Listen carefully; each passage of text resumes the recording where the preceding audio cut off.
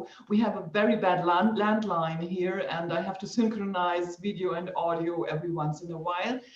Rebekka is doing the moderation of this conference. I will mostly listen, and when I have a question I think that might be bringing things together or is interesting to everybody, I will bring it in, but I think I will concentrate on the last part when the discussion starts. Yeah, so thank you. And here's the video thing going on with me. And I have my tea. Do you all have something to drink? It's 3 hours, it's a long time, so feel free to drink whatever. Yes. Perfect. Whatever you like. We're waiting for Marios has. Yeah, fantastic. I'm quitting. The link is live on the website of Leanbase, and I wish you a wonderful session. Thank you very much, Martin. You're welcome. We will see each other later. Right. See you soon. Thank you, Martin. Yeah. You're welcome. Bye. Thank you. Yes, so we have about 4 minutes left before we start with the session. So if you would like to get a last refreshment, it's the time now. Maybe some ice, Arpita? Yeah, that's what, cold water. Ice water, yes. I have these cool packs, these blue things you use in medicine when it's very hot. I'm always with them. My German jeans, they shut down around about 25 degrees. Good morning, Marios. How are you? Hello. Yeah, good. Yeah, you're good. How's the weather how's the weather where you are? It is very, very hot. Very hot. Yeah. You have the same weather as Arpita and Ilia, I believe. Maybe, yes, but at least we have the sea here, so we can go to the sea and freshen a bit. But otherwise, something happened. Yeah. Anyway, yeah. And how's this corona situation there? It's a bit difficult. The main problem now is with the schools, because the children are going back to schools and the government is not prepared. So they don't know what to do, whether to wear masks, not to wear masks, have social distancing or not. It's all mixed up. Yeah. But yeah, we can manage. Yeah. And you? Germany is doing fine so far. We have our problems with some conspiracy theorists. The people are concentrating on polarization instead of solving the problem. So I think that's part of the discussion, and I'm really excited to hear your ideas on this. And Nora will make a wonderful keynote that integrates everything, so we can have a lovely discussion about resilience. And hello to everybody else. How, Ilia? How are you? Great to see you. Great to see you. Good. Yes. Okay, we are ready. When you are, we are ready to start. We are waiting for Tharun to join in again. He got somehow lost. And then Rebekka will take over, Marios, and I will listen mostly. And in the last part, when the discussion starts, I might ask some questions. I find that they might be interesting to all of you to combine what you are talking about.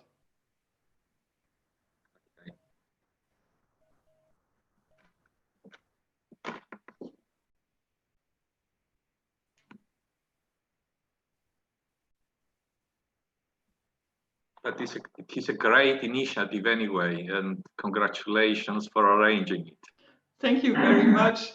The organizational team has done a tremendous job, and it is really an honor to have such amazing speakers from all over the world here. Every conference is on a different topic, and in the end, our idea is to make this an ongoing event where we meet twice or four times a year and bring people together from different perspectives and different fields of expertise. So now Rebekka is taking over.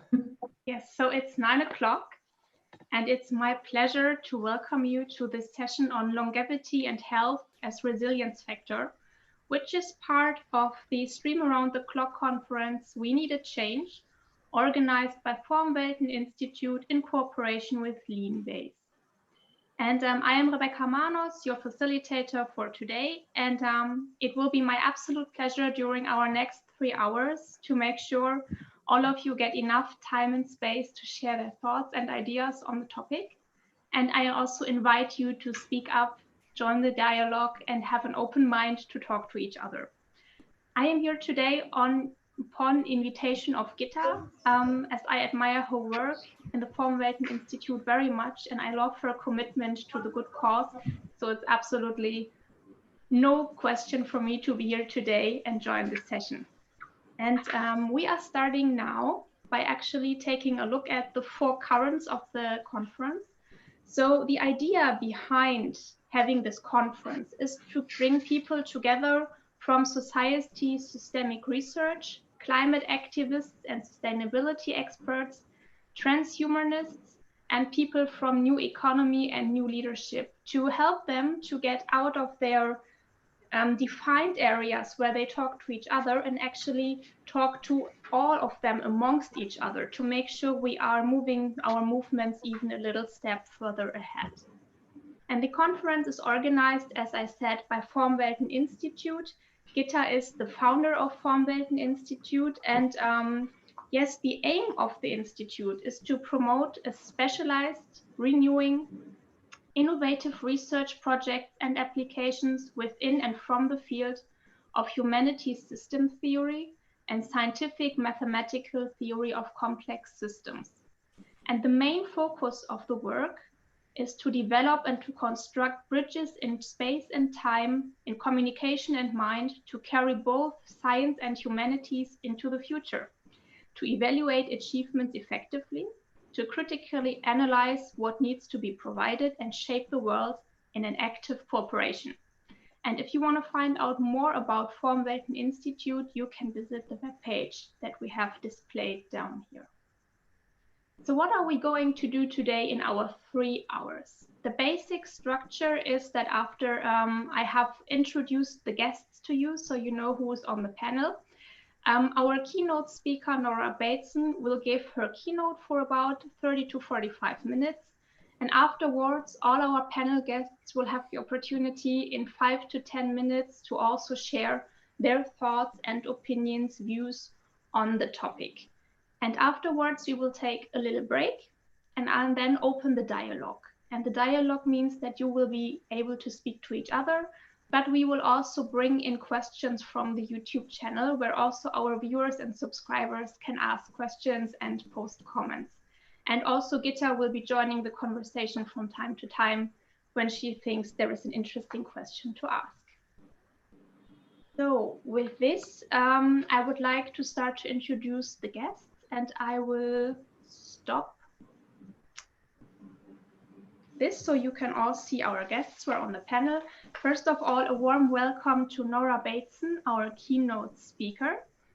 And thank you. Nora is the president of the International Bateson-Institute based in Sweden, a non-profit foundation for trans-contextual research in ecology, economy, social change, health, education, and art. Her work asks the question, how can we improve our perception of the complexity we live within, so we may improve our action within the world? Nora wrote, directed, and produced the award-winning documentary An Ecology of Mind, a Portrait of a Father, Gregory Bateson, and authored several books, lastly Warm Data, which will be released in 2020, and you can already see that on the slide behind her. So that's definitely a topic that will come up today. And Nora was also the recipient of this year's Neil Postman Award for Career Achievement in Public Intellectual Activity. And where are you dialing in from today, Nora? I'm just outside Stockholm, Sweden today. Beautiful, perfect. Thank you, welcome. Thank you, it's great to be here. It's lovely to have you. And we are also pleased to have Arpita Doshi with us today. Arpita is a microbiologist and biotechnologist and founder of the Nutrition Dynamic Foods Company, aiming to overcome the gap between the nutraceutical industry and the food industry by designing and developing 100% natural plant-based functional foods. She has written numerous scientific articles, speaks at conferences like ours today regularly, and in 2018 was awarded as Young Entrepreneur with the Food Innovation Award. She lives in the area of Ahmedabad, Gujarat in India. And welcome, Arpita. Thank you so much, Rebekka. And we already heard it's very warm at your end. So we hope you can keep a cool head during our conversation. Oh yes, definitely. Then also we are welcoming Tharun Krishna today. And Tharun is currently the head of the neurosurgical services at the Apollo at Lux Hospital in his hometown of Kochi, India. He has been trained internationally in various surgery disciplines, including neurosurgery. And in addition to his core competencies, Tharun's interests include inquiries into the optimization of health and human longevity, aided by decoding of the genome and self-replicating systems, programmed cellular death and cellular generation, hypnosis and hibernation, and narcosis to necrosis. Very impressive, and welcome to the talk, Tharun. Thank you, Rebekka. This leads me perfectly to Dr. Manos Kyriazis. Welcome. Manos is currently the scientific director of the National Gerontology Center in Cyprus in association with the Ministry of Health. His research is focused on transdisciplinary models and explores common principles between biology, complexity sciences, evolution, cybernetics, neurosciences, and technocultural elements. His recent publications include papers on the complexity of aging, technology, and society, as well as books on hormesis. He is a qualified medical doctor with working experience in Italy, USA, and UK, and resides in Cyprus today, where it's very warm, as we heard also in the beginning. Hello, nice to be with you. Looking forward to the discussion. Thank you for being here. And we are also very pleased to welcome Siiri Musten. Siiri is the founder of a future of work consulting startup Elevus and an impact investor based in Switzerland. She elevates organizations by discovering their beyond the profit purpose, unleashing future fit leadership, new organizational design models, and sustainable growth. Siiri is a certified neuro leadership and generative change coach. She is a truly global citizen, as she let us know, and has studied and worked in 8 different countries. Her international mindset is mirrored in her love for Latin American dances, and she let us know that a few years ago, she cycled from Switzerland, where she lives today, to her home country, Estonia, which is approximately 2,500 kilometers apart. So Siiri, we would like to know, how long did that take you? Thank you, Rebekka, and pleasure to be here. Yes, the whole trip took me, I think, at least 3 weeks until I was there. So, but I have to admit, it was an electric bike, so it helped a bit. So you had a bit of support, but still, it must have been a beautiful trip where you saw lots of beautiful landscapes. Absolutely. I love to be in the nature, yes, indeed. Welcome to the talk. And last but not least, it's my honor to introduce Ilia Stambler to you. So Ilia is the Chief Science Officer of VETEC, the movement for longevity and quality of life based in Israel. His research has focused on the multidisciplinary implications of aging and longevity.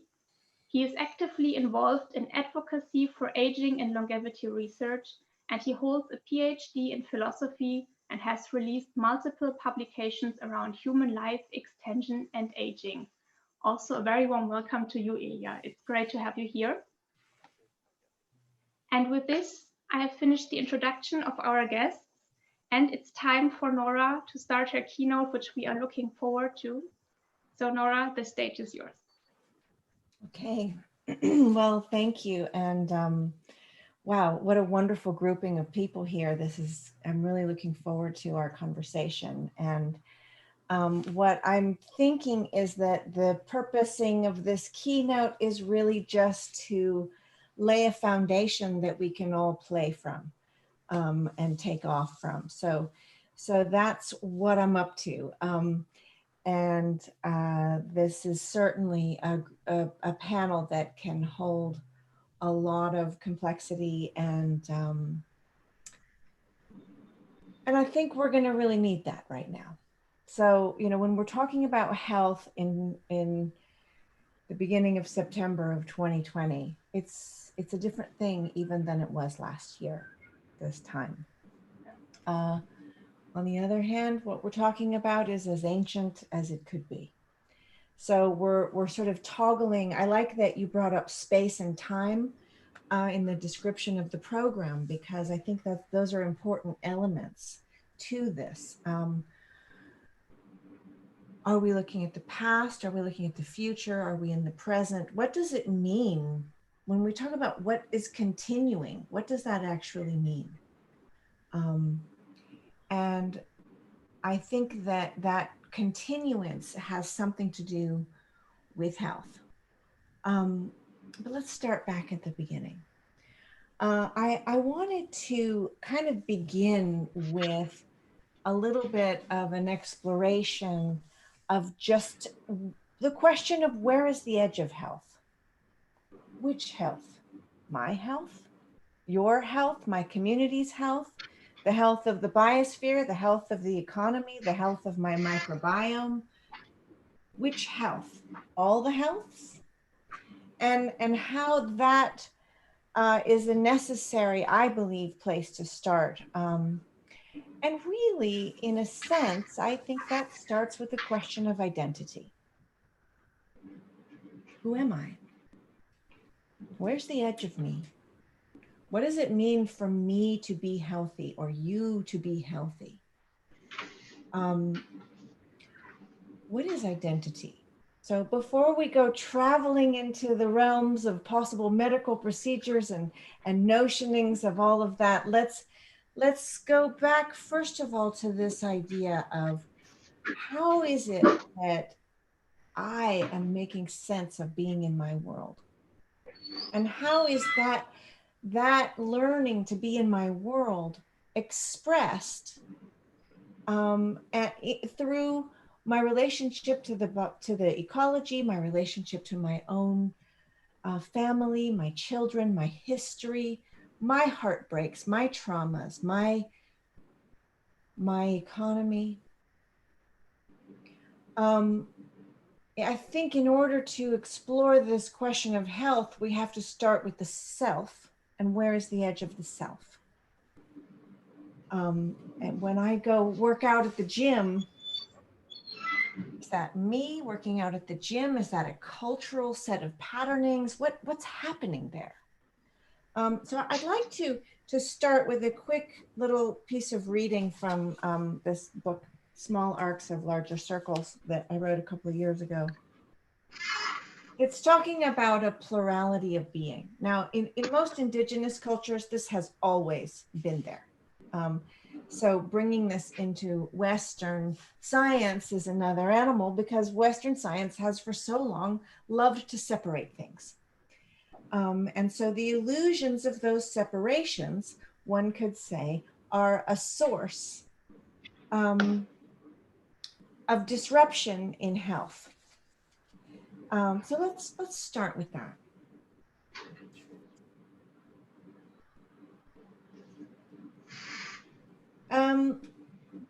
What there are no words for is often unseeable. Can you see the plurals that I am? I presume you have some of the same plurals. That presumption makes you hard to define. Here are some of mine. Me, I, Nora, you, am, are. Over 100 trillion organisms make their community in and on my body. I cannot live without them. That number's a moving number. They're in my eyelashes and brows. They're on my skin. They're in my mouth and my organs. My gut is home to billions of living things without whom I could not digest my food, without whom I would not have energy for my metabolism. I'd be suffering great enzymatic and other imbalances. I would die. Something like 9 out of 10 of my cells in my body are inhuman and belong to the larger ecology. Maybe that number's moved too. All of those creatures live in and on me. My health is their health is my health. When they're hungry, I'm hungry. When I eat too much sugar, they overproduce in particular populations. My moods, my urges, my instincts are enfolded with them. I am not what is in my body. I'm not only what's in my body, I'm also my personality, my culture, my emotions, my spirit. Finding exactly where the outside world ends and I begin is not so easy. My culture influences so much. My ideas, my language, my eating habits, my music, my clothing, my education. And somehow, under closer scrutiny, none of those things has a clear root either. Languages are compiled across time and movements of people, as are recipes and religious traditions. Even plants and animals move around the globe. As a child of the North American 20th century, I can identify with rock and roll. But music too is a combination of so many histories. Instrument making that includes the Middle East, Asia, Africa, England, and the US, and the special voices of talent that have touched it on the way. Look closely and there is no exact root, no there to be found at the core of rock or classical music or the music, really, of most cultures. Surely then I must be what I know. Knowledge is how I can define my separate self. I am who I am because of what I know. However, the clarity of what knowledge is also questionable. My experiences are all framed and digested through the particular lens that my culture, my family, my fears, my breakfast have helped to edit. My education is the strange collection of tools that have been selected as important. But education now is not what it was 100 years ago, not what it will be 100 years from now. What's important is to teach the young coming into society what exactly? What should we teach them? Well, that depends on the society, doesn't it? Depends on the context. So the education that's been chosen is fitted into what has been decreed as valuable information for our way of life. Yet we seek to live differently than those who have come before. Who am I is a question that contains a treacherous mistake. It presumes that I am independent. It's a lonely, lost question. That I can be isolated, insulated, ignored, that I can be insignificant. I can imagine that I am just the person in my head and the skin bag I live in, pretending that I'm not my mother and father, my children and friends, the food I've eaten and the thoughts I've thought, the streaming water. I am the embers in the fire, a microbiome of 10 trillion creatures, the land, the ideas, the name of my nation, the current embodiment of 200,000 years of Homo sapiens movement around the globe. A traveler, a filmmaker, a mother, a researcher, a friend, an artist, a cook, a photographer, a poet. I'm 70% water. The rest is mostly muscle and tissue, bones and squishy stuff. I am complex. I am a dream. I am an ecology of selves. So I want to start there. I want to start there because in this particular moment after the COVID-19 pandemic has changed the landscape. It's changed the landscape in a particular way of perceiving that I think is important. And that is that 6 months or so ago, it was difficult for me in my job talking about complex systems to get people to get that actually these things are untake-apartable.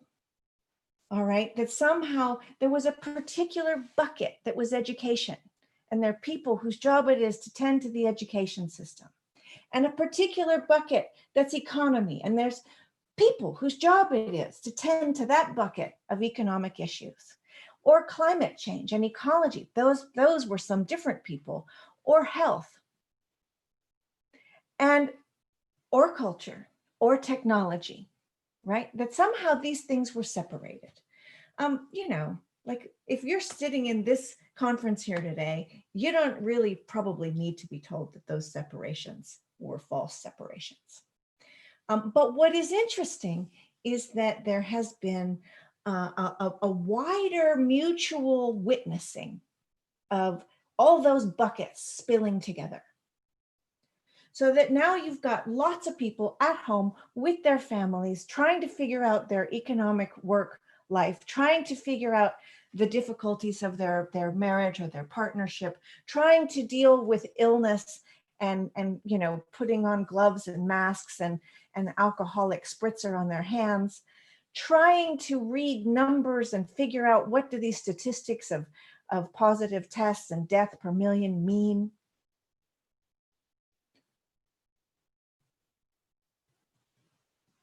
So we're in another moment where health cannot be separated from these other things. That doesn't mean that doctors aren't necessary or that health experts aren't necessary. That's not what I'm saying. What I am saying is there's a lot of information. And if you happen to be an emergency medical team running into a home in Northern California right now to help save someone from a fire, say, right? There's been big fires there. You are walking into a situation that is not just a family in a house on fire. There's a pandemic, there's incredible race tensions and mistrust of anyone in a uniform. There's loss of economic stability. There's some huge percentage of Californians right now are looking at not being able to pay their rent and getting evicted. So the homelessness, the threat of homelessness is everywhere. All of this stuff happened on top of an already existing set of crises of mental health, opioid usage, depression, anxiety, poverty, wealth gap, etc. Not to mention various toxic chemicals that have been everywhere. So the response to this issue cannot be isolated. All right, we are not dealing with one problem at a time. And actually, we never were. So what has happened now is that that's become more obvious, but I would argue it's never been so. My mom, who's 91 years old, when she was a little girl, the doctor used to come to her house. And that was how it was back then. You know, her phone number back in those days, you'll like this, her phone number was the number 9. So it was a different era. And when the doctor came into her house, the doctor might have be coming to treat her. Let's say she has a rash or a cold or something. But the doctor was also the doctor of her parents, and maybe the doctor of her parents' parents. The doctor was the doctor of the neighbors. The doctor knows what's going on in the town. The doctor has a lot of other information. The doctor walks in the house, and without putting anything on the clipboard, the doctor as a human being is registering Are the carpets clean? Is there food here? Is there anger here? Are these people in communication? What's happening in this house? Are they tending to their children? Is there humor here? Is there food on the stove? What are the smells? How is the lighting? Are the windows open? And all of these things, these are sources of information. And these sources of information do actually resonate in that doctor's response, in their communication, in the relationship with the people that they're treating. Okay, it could be that on the clipboard you have the Latin name for the rash, and it could be that you just get the same salve that anybody else would have gotten, and the whole thing could have happened in a clinic somewhere, and the doctor really didn't need to even really look at the client other than to say, you know, is this the right number to identify you? The rest of the time he could have spent, or she could have spent, on their computer screen in the 11 minutes allotted. Okay, so what I'm illustrating there is that there's other information. There's a lot of other information. And the danger here is in getting caught in information that has been separated, because then the response happens to that separated information. Let me dig in a little bit on that. It's okay if I open a slides? Yeah? Okay. Let's see.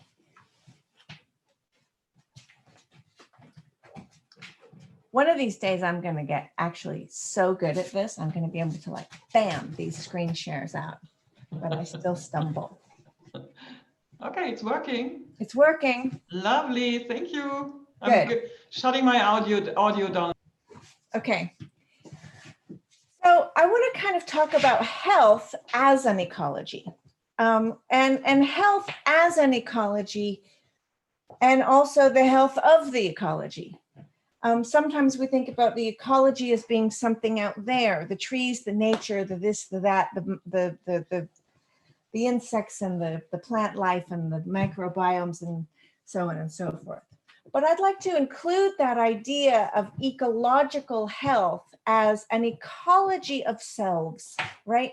What's happening in the health of my ecology of selves? Am I sleeping? Am I feeling okay about my life? Am I able to feed my children? Because if you can't feed your children, if your children aren't healthy, are you healthy? And all of this is happening inside a world that's changing rapidly. Okay, so the tendency would be to look at a notion of what comfortable living is and to try to manifest that. Okay, but right now, comfortable living is something that is shared by a small percentage of the world in terms of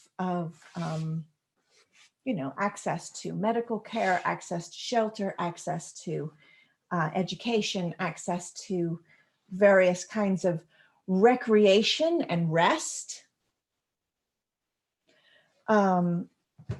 So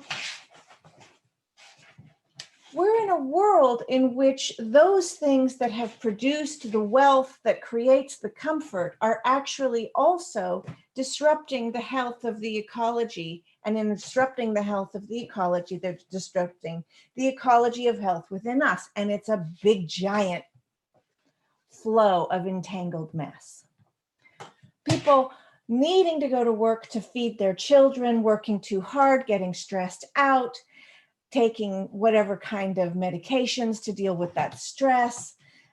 Their kids are in school, they're stacked into programs all day long in an incredible competition to get into the next level that will prepare them to be a viable participant in an economy and a job market that does what exactly?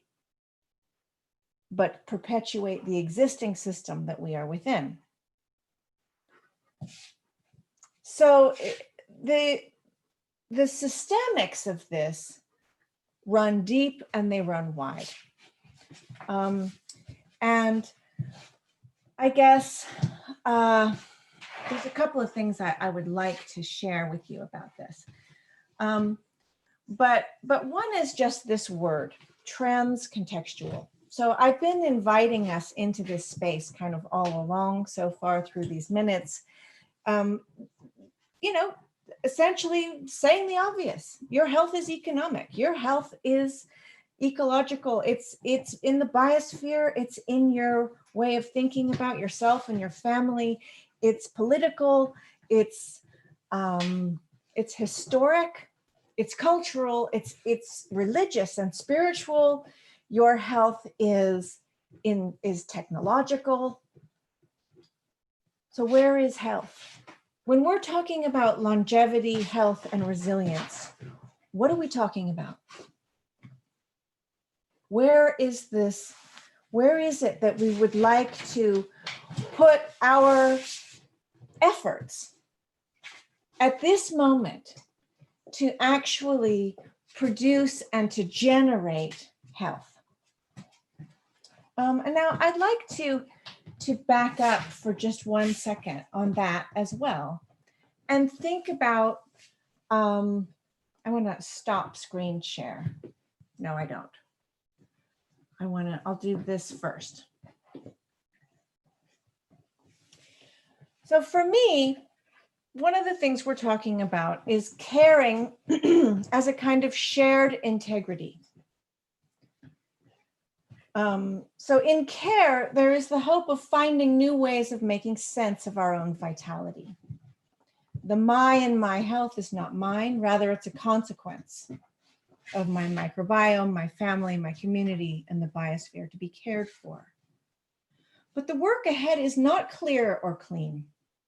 It requires intense integrity, patience in ambiguity, fierce dedication, raw vulnerability, and the poetry of explorers.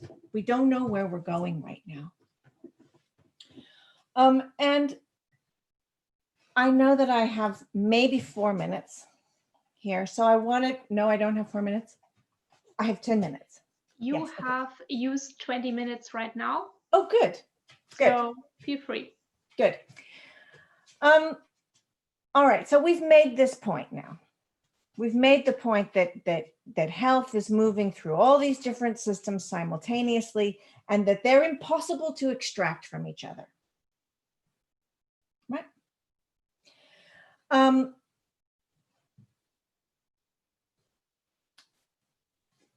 What we are going to be looking at is a lot of contradictions. That what may be good for the biosphere might not be good for employment. Right? When President Macron made a gas tax, that became very evident. That the gas tax was great for the Sustainable Development Goals, but it interrupted the employment of large groupings of people who, in the working class, who were afraid they could not feed their babies, who couldn't feed their children, they couldn't live without going to work. They needed that. We may find that in order to work on this question of health, which I think is, at the core of a way of moving through all of this. We like to talk about economic wealth. Well, for me, health is wealth.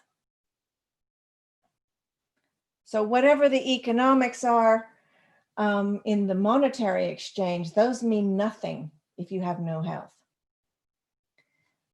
So health is the wealth of the future. Health of community, health of biosphere, health of your family. And if you ask the question, how do we feed the babies? How do we feed the babies? Right? Every mammalian species continuance, remember we started with continuing, every mammalian species is dependent on the possibility of feeding the babies. And that doesn't mean just feeding my baby. It means feeding the babies of the people who are growing the food to feed the babies. It means feeding the babies of the people who are sewing the clothes, that the people who are picking the food to feed the babies are feeding the babies. It means making sure that the soil is there to feed the babies, to feed my babies' babies' babies, and just to feed the babies. Every single one of the Sustainable Development Goals is in that one question. That a mother can never be healthy if she cannot feed her babies. So as we're coming into this, what we're going to come into is something that my dad called a double bind. And I would like to introduce you to this pattern if you don't know of it already. And the double bind is basically something like a dilemma, okay? But it's where you get caught in more than one context. You get binded in more than one context. So for people who are working with systemics or with complex systems, the double bind is an important thing. Having said that, my dog is eating a piece of technology on the other side of my screen. Hold on one second. What do you have? What have you got? Okay. Which is also a very common thing now in Corona and home office times to experience. We have had everything, little kids, babies, someone wanting to cuddle. So yes, no, everything's okay. So the double bind. Let's talk about the double bind, because I think this is a really useful piece for this conversation in particular. All right, so what happens is in a double bind is that you get caught. Okay, Macron, that's a great example. Either he was going to, if he had the gas tax, he was going to fail the people. If he tended to the people and made gas cheaper so they could go to work easier, he would fail the ecology. And somewhere in there, he couldn't open his mouth, okay? The whole notioning of going back to normal is filled with double binds, right? If we don't go back to normal, we can't continue. We can't pay the rent. We can't live. We can't. But if we go back to normal, we're back in all the patterns that actually we've been trying to get out of because they were destructive to our mental health, our family health, our community health, and the biosphere health. Basically, they're destructive to everybody but the 1%. So what should we do? So this is different than a catch-22 because there's one little piece missing. And the one little piece missing is that you also can't say. There's nowhere to say. There's nowhere to raise your hand and say, excuse me, where's the we can't go back to normal department? Okay, that doesn't exist. So the child who is in a family with an abusive or addicted parent is in the same position. Okay, if they tell someone and they leave their family and they get taken away, they're going to lose those people that love them and that they love. And they will face a very uncertain, dangerous future. If they don't tell, they face a very uncertain and dangerous future if they stay at home. And there's no one that they can tell that they can't tell. Right? There's nobody they can go to and say, I can't talk about this because I'm stuck. If they do that, the first thing that's going to happen is that counselor is going to call Child Protective Services and get that child removed or whatever. Okay, that's an example of it. At a lighter weight level, a double bind looks like that moment when your partner says to you, you never tell me that you love me. You ever had that happen to you?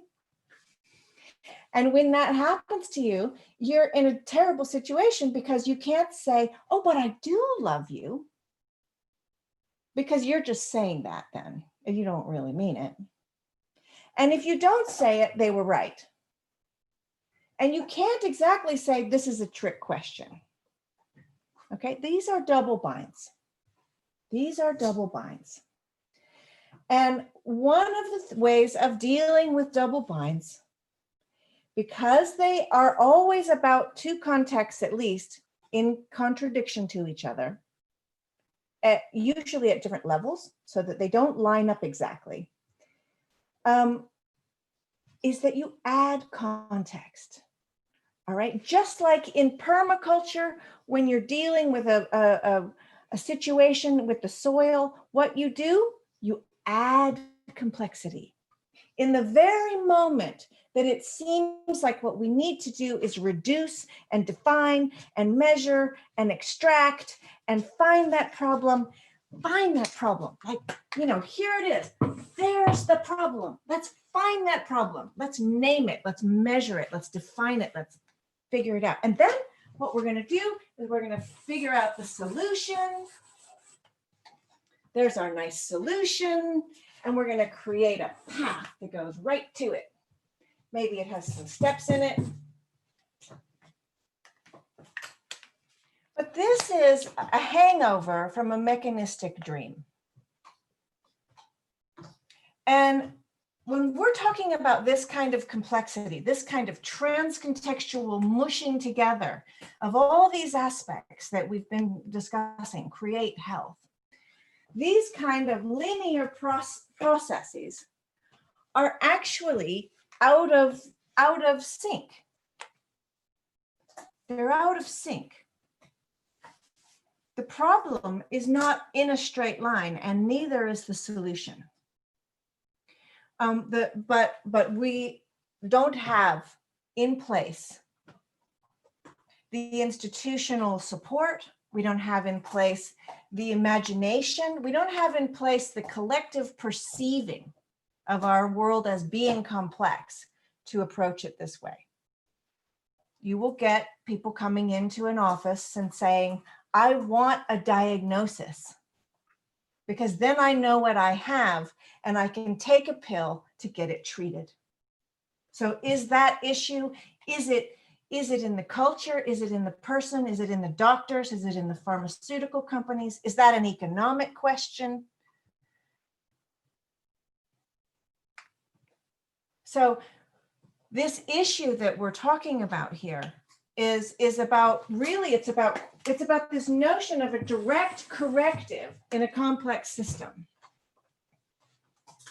And the second we've gone to great lengths to really define and narrow and get very, very specific about what the problem is, in that moment, all this other contextual process, the conditions in which this consequence has occurred, they fall from view. They're not there anymore. Sometimes they are brought in, but they get brought in as lists of stakeholders. Lists of stakeholders. You can stream in all manner of lists of stakeholders. What we have here is not the failure of a too small spreadsheet. Okay, there's no size of spreadsheet that you can create that will hold the complexity of health. It's not going to happen. So what are we looking for? How should we, what is the shift? You know, this conference, we need a change, it says on the poster. What is that change? What are we talking about? So for me, what I see in that change is that it is a change in approach. We need all the scientists we've got. We need all the reduction science we can get our hands on. I'm not for 1 second saying we don't need that. Pulling things out of context and studying them is essential. We would not have these screens. We wouldn't be here right now if it weren't for that. But we also have to put them back. We have to have some imagination of what it is that we're able to inquire. What is inquiry or research when the complex systems we're studying are moving? All right, study your family this year, not the same as last year. What's your relationship? If your children were to describe you, what would they say? And if your children would have described you 2 years ago, how would they have described you? So in complex living systems, what we mean by information needs to be seriously addressed. This is what the warm data thing is all about. It's the recognition that when we are looking for systemic relational process, that kind of information is different. It's just a different kind of animal. There's no need to try to make it into statistical data. It isn't that. It's just something different, but it's there, wholly and completely there.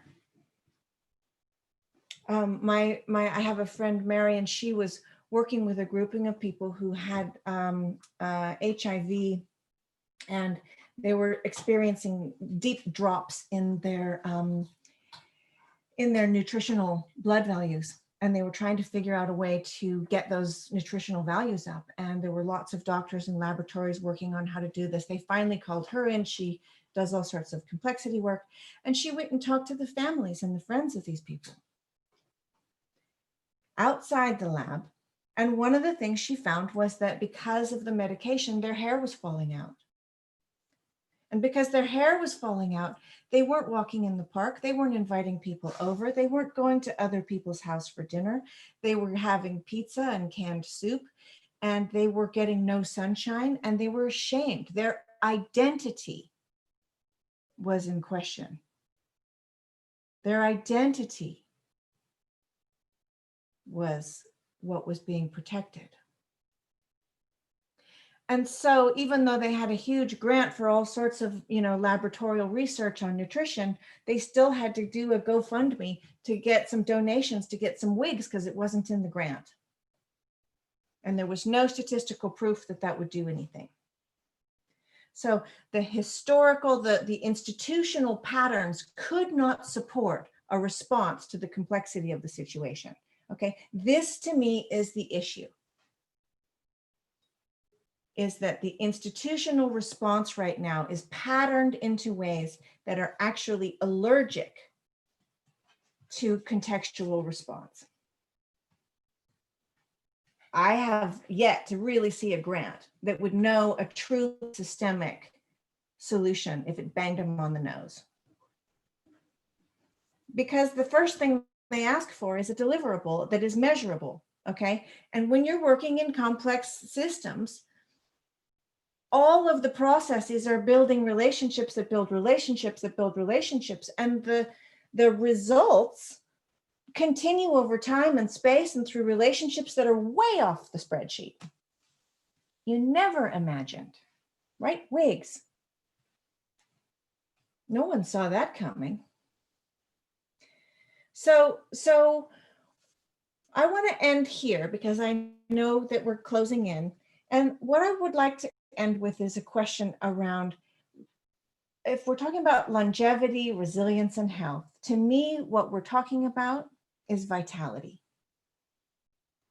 That's what we're talking about. And vitality is something that is produced in relationships, through relationships. It's produced in relationships that build relationships that build relationships, like the bacteria in the soil with the earthworms and the roots and the rotting vegetations and the possibility of us walking through a forest and sharing an epiphany of an idea. It's hard to track, right? What's the causation? Where did it come from? If we were to look at all of us in this session today and say, how did you get here? What conversations in your life brought you here? What relationships led to what relationships led to what relationships that brought you here? It's not a straight line. It's a multi-contextual process. And when we are paying attention to that, first of all, it's phenomenally beautiful. It's phenomenally heartbreaking. How did we get here? So much beauty in the human potential. How did we get here? And if we want to get out of this mess, the first thing that comes to mind is that we could make a vision of a perfect future. And it would be so beautiful. But that perfection, I would like to say, is a horror story. if that perfection is filled with flat visions that don't have the dimensionality that it took for each of you to arrive here today, the possibility that each movement opens in each next movement, that's where vitality is. That's health. That's what we're looking at. That's why care to those minuscule moments, the things you say to your children, change the world they live in, the possibilities that they can perceive, the way they think about themselves, the way you treat your spouse, the way you walk through a forest, the way you treat your students, the way you treat your parents. So all of those openings in just the, very human relationships that we live in, the way we interact with food. Every one of those relationships opens more boxes of relationships. So what can we do to allow the future to stay incredibly complex? Not try to say what it's going to be and form a particular pattern to lay on it, but let it come to life. That's what I want to say. So now we can build on that, everybody. Thank you. You brought me to tears. Thank you so much. Thank you. Thank you so much, Nora, for this inspirational talk. I absolutely loved how you dove into the details, sharing stories that we all can relate to, and then drew that back into the bigger picture of our institutions, our society, and how we today work with problems and complexity, and that we might need a new approach. And I see that that can be made when more people are able to hold more complexity in their daily life and work. And that's exactly what FORMWELT Institute is all about. So it's so beautiful to have you all here together to speak about that topic. And I would like to invite our other guests to also give their views and their opinions on the talk, and also share their little statements about the topic that we have today, longevity and health as resilience factor. And we will be doing that in alphabetical order by last name, so you can calculate when your time is about to come. And first of all, I would like to invite Arpita Doshi to the stage to share a few words. Thank you, Rebekka. Am I audible? You are audible, but we can't see you, unfortunately. Your camera is blank. Oh, okay. I think, yeah, I think I audible. Now we can see you, right? Yeah.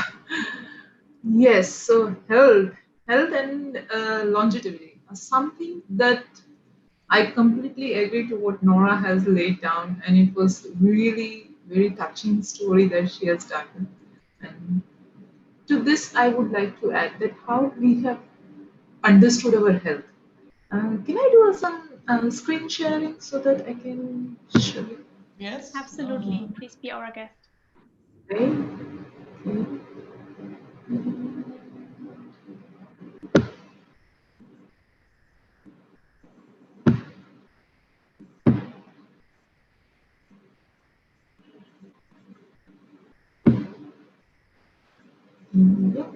Is it? Yes. Is it visible? Yeah. Okay. It's visible. Yes. So basically, you could put it to presentation mode if you wanted a full screen. Yeah. So for me, health and longevity, not just post-COVID. Yes, post-COVID it became quite vulnerable and it became a VUCA topic. But before health and before COVID also, it was a VUCA topic. We never had understood what the complexity lied within us, because I have designed a small health definition. It is a volatile, complex, continuous biochemical reactions happening inside our body that is getting affected by aging, that which determines our ability to perform, to think, to react, to decide, to everything. It is basically a complex reactions that are controlling our complete identity as to what we are. these identities are being compared unconsciously through our subconscious mind. We see somebody in a good health, we feel. So this comparison is something also affecting our health. Longevity, whatever, how long we will live, along with the life expectancy number. We have started living more than what we were before. Like in 1800, our health was around 40 years was considered to be a healthy, our living life expectancy. But in 2015, we came up to 72 years. So how did this length increase? And what was the reasons? There are multiple factors also affecting our health and longevity. Some few crucial influential factors like gender, genetic makeup, the way our DNA is built up, access to our healthcare facilities, hygiene, diet and nutrition, exercise, lifestyle, everything. This is a culmination of all such factors inside happening, which determines our healthy long life. As I mentioned that in 1800, our life expectancy was 40 years, which increased to 72 years in 2015. How? We have improved healthcare facility. We have a good accessibility also. But did we really improve with our health? That's the question that we are asking. We have a good prosperity results also, like our income is like 4.4 times more than what it was in 1950. We have a break down the barrier of poor health because of the good accessibility to the healthcare facility. We have got technology that does work for us, just like right now we are using this a Zoom platform to do our presentation and everything. So we are not actually writing it on the board and then teaching, but we are using a computer to teach ourselves and to others. We have got a good nutritional food access as well. So why? Why still it is not giving us the results? That result is not getting because along with the healthy life expectancy, there came in life expectancy with the years of disability. Years that we lived with the disability. Because as I said, that there are so many factors. Economically, we are not sound, so we are going to put more and more pressure on and stress on ourselves to earn more and more. That again gave us at a compromise of our food habits or our health or our resilience factors that were initially there in the ancient times, which we lost over the period of time. We've lost the soil health. We've disturbed our ecosystem that was there. By in the means of growth, we have basically tried to disturb each and every ecosystem that was naturally present and did not require much more of any medicines to come and solve our problem. But we did that to do something better. And it wasn't necessary as well. But that complex, that road that became so complex, we completely forgot how to make a third way out of it, where we don't disturb the ecology, we don't disturb our health. And it sounds sometimes unrealistic because of various so many communities coming together. So it is an unrealistic path. But that is how we destroyed our health. That is how we destroyed the complete ecosystem. We brought an inequality factor inside our ecosystem, whether it be a health, or it be prosperity, or it be anything in technology. There was always an inequality distribution factor. I got this one data from a research where I was looking as to how we can get a resilience factor. So there this data showed that in 1990, we had a healthy life expectancy of about 56.88 years. And 1990, we had a disability years lived was just around 8.2 years. But then by 2016, we increased our healthy life expectancy. But simultaneously, we also increased our years of disability also. So that this red years of lived with disability, if we can narrow it down to the years of healthy life expectancy, is where we would actually be making a difference in the society. Because those years are the years where maximum amounts of resources are getting drained in terms of healthcare, in terms of economy, in terms of taking care. So stress is getting built up with the people who are looking after diseased person as they are our loved ones. We cannot live them. But then that stress is going to affect the mother or the son looking after the parents. Now that mother and son has got a child, so they won't be able to spend that quality time with them. So hence the child's health is also affected. So this is going in a complete complex manner, going behind and behind. We are falling behind. Every time we try to take one step forward, we are coming behind with one step. How can we find the resilience? We can find resilience through some nutritional foods. But the only problem lies with nutritional foods is we understand that nutrition are just the major nutrient or the amino acids. Actually, nutrition is beyond major macros, that is like protein, carbohydrate, or fat. It is not just amino acids that we are looking for the protein content only, but they are known as polyphenols. Polyphenols are the secondary plant metabolites.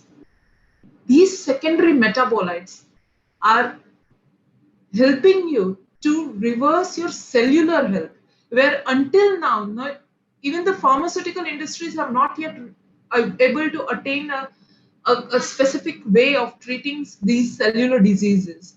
Diabetes, hypertension, obesity, everything is an inflammation. We have inflamed the complete ecosystem, we have inflamed. So those inflammation can be brought down when we have a diet which is rich in polyphenols. This has been proven by Japanese research. Japanese people have a great life expectancy.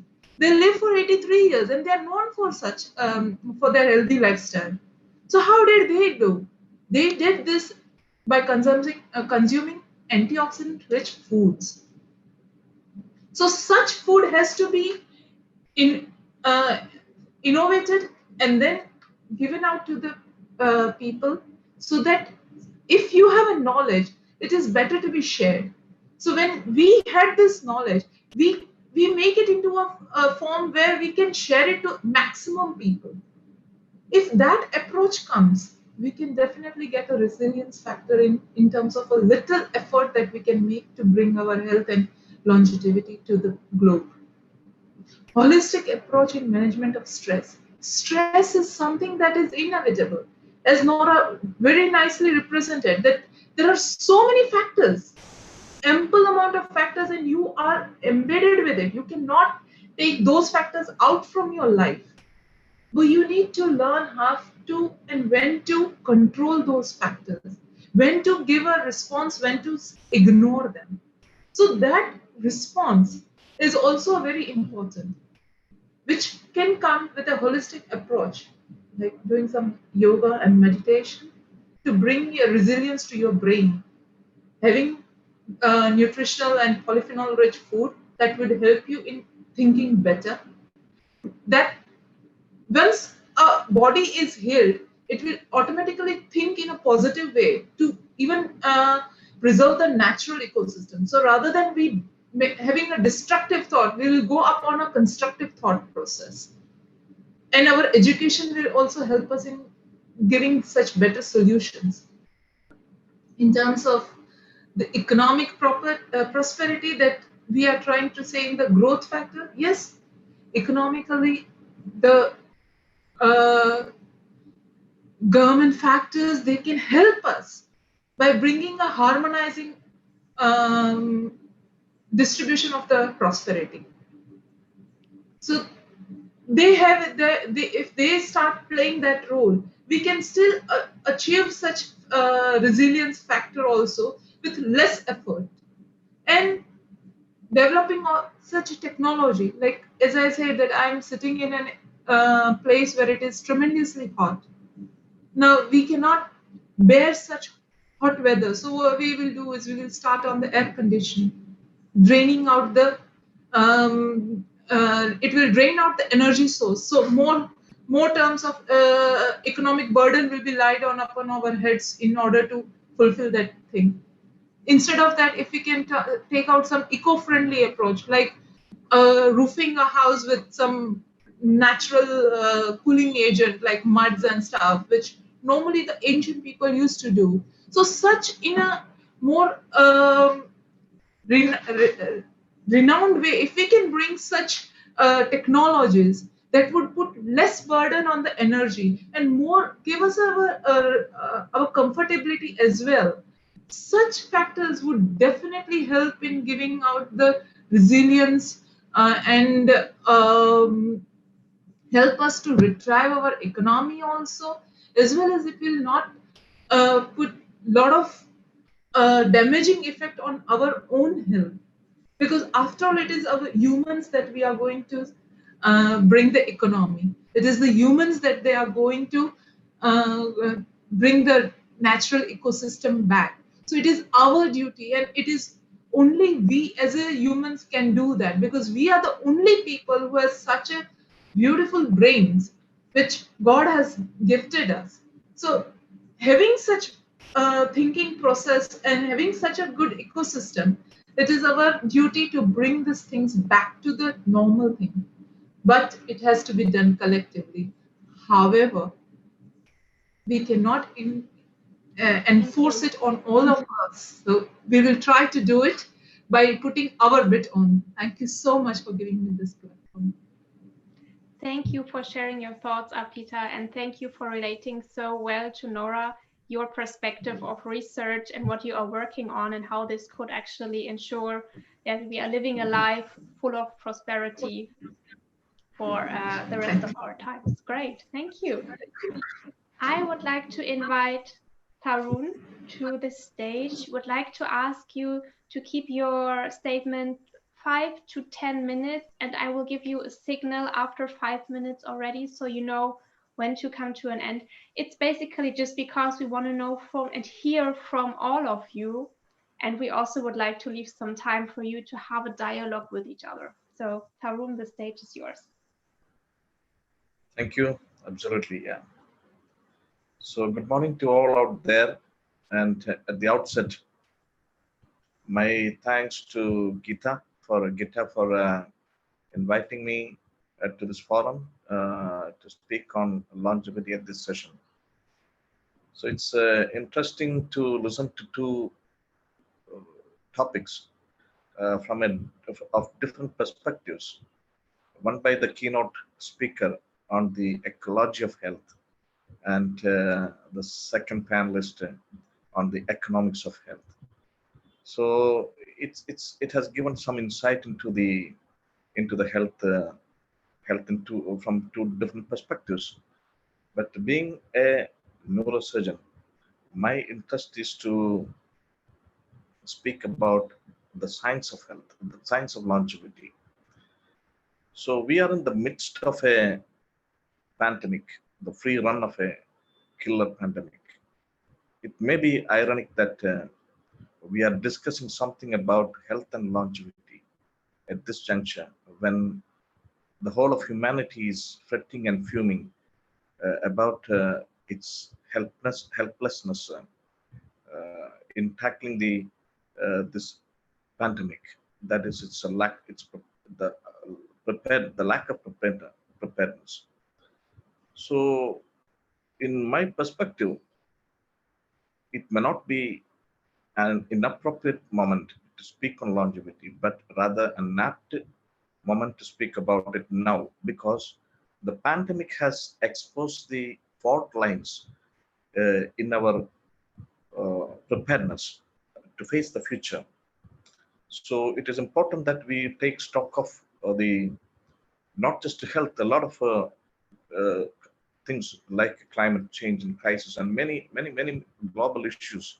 Because if another catastrophe is to unfold in future, we should not be caught unaware as we have been with this pandemic. So let me get into the main theme of this topic, that is longevity. Longevity is a complex thing. It is multi-layered. There is no simple or single route to it. If we need to understand about longevity, it is imperative that we should be knowing something about the rules and the scheme of life. So it's too vast a topic to cover in 5 minutes, but I think we will just briefly touch upon it in passing. So let me start sharing some of my slides to begin with.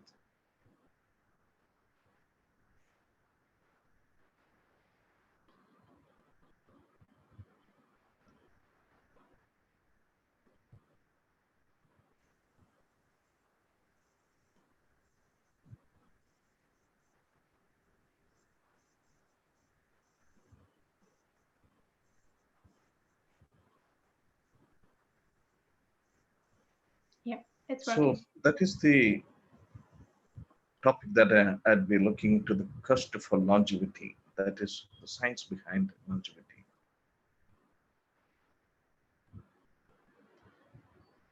So I would like to take all of you back about 120 years ago.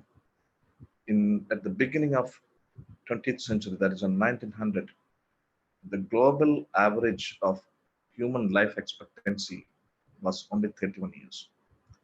100 years into the 20th century, 21st century, 2000, the global life expectancy has reached 61 years. So we have gained about 30 years during that 100-year period. As we speak today in 2020, the global average of life expectancy is 79 years. So we have gained about another 18 years in this 20-year span.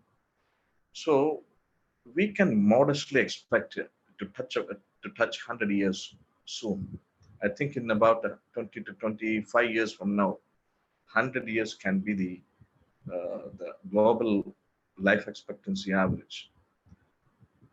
In history, Jeanne Calment, a French woman, is believed to be documented the person who has lived the longest at 122 years. When she died in 1997, she was 122 years old. Many researchers have predicted that 125 years may be the upper limit of human longevity for us, for humans. So with our current available healthcare and everything, 125 may be the expiry date we have come with. But this contention has been disputed and debated, and that is why we would be talking about this longevity today. Maybe in 2070 we will be reaching 125 years as a global. That's the predicted outcome. Predicted longevity duration of for humans of 125 years in 2020. We may be reaching it in 2020. So why should we restrict ourselves to 100 years? How about 1,000 years? Are we too immodest, or rather too arrogant, too selfish, or too ambitious to ask for this to live up to 1,000 years? In the book of Genesis, Methuselah is believed to have lived up to 969 years. That is just 31 years short of 1,000. See, Bill, let me remind you, in 1900, 31 years was the global average. Now, Methuselah was just 31 years short of 1,000 years, according to the Bible, this biblical patriarch. Another biblical patriarch, Jared, lived up to 962, and Noah lived up to 950. It's amazing longevity of these people. So can humanity beat the record set by Methuselah and clocking somewhere on 1,000? It's possible, according to researchers, some researchers. This is not fancy or science fiction. It may be possible. But what's the fun in living up to 1,000 years if one's life, or let me say even up to 100 years, if one's life is going to be riddled with the disease or despair or despondency or disability, whatever, what will be the fun to have a life of something like that? So essentially, when we're talking about longevity, we should be thinking of living a life of happiness, a life filled with robust health and happiness and peace and wisdom.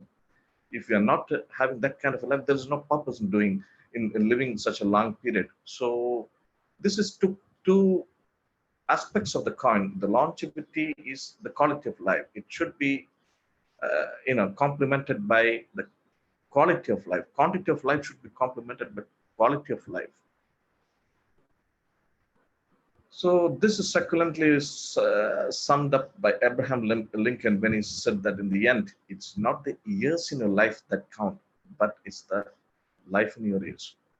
So it's telling it another way. Our microcosm has to be in sync with the macrocosm if we have to have that life in our ears.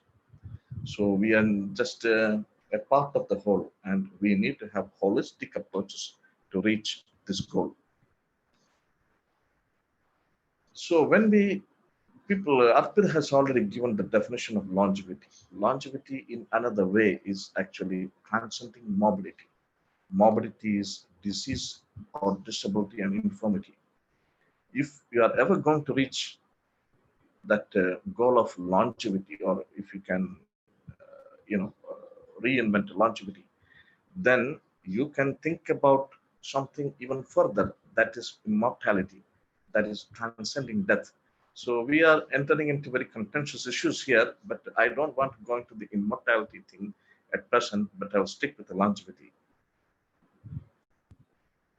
So how are we going to look into the phenomenon of longevity? There are so many things. If you just look within you or without you, you will be learning a lot from the nature.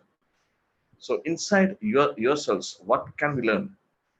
So let's take the example of liver. It is the only organ in our body that can regrow. No other human organ can regrow. If you cut liver surgically or by whatever chemical means or whatever, even if 50% of the liver is destroyed, the rest of the liver will regrow to its original size. This kind of regenerative capacity is not there in any other organ. Our brain has got 86 billion neurons when we are born, and we carry the same throughout our life. There's no additional neurons that are being created. But this is a dogma that has been believed, that brain cannot regenerate. This is a dogma. Until now, this is what people all around the world believe, the scientists believe. But of late, in 90s, there have been research inputs that came that this is not actually true. Brain is able to regrow or regenerate. So that gives us hope because in degenerative diseases of the brain, we can activate certain things, certain circuitry in the brain, and probably overcome the degeneration.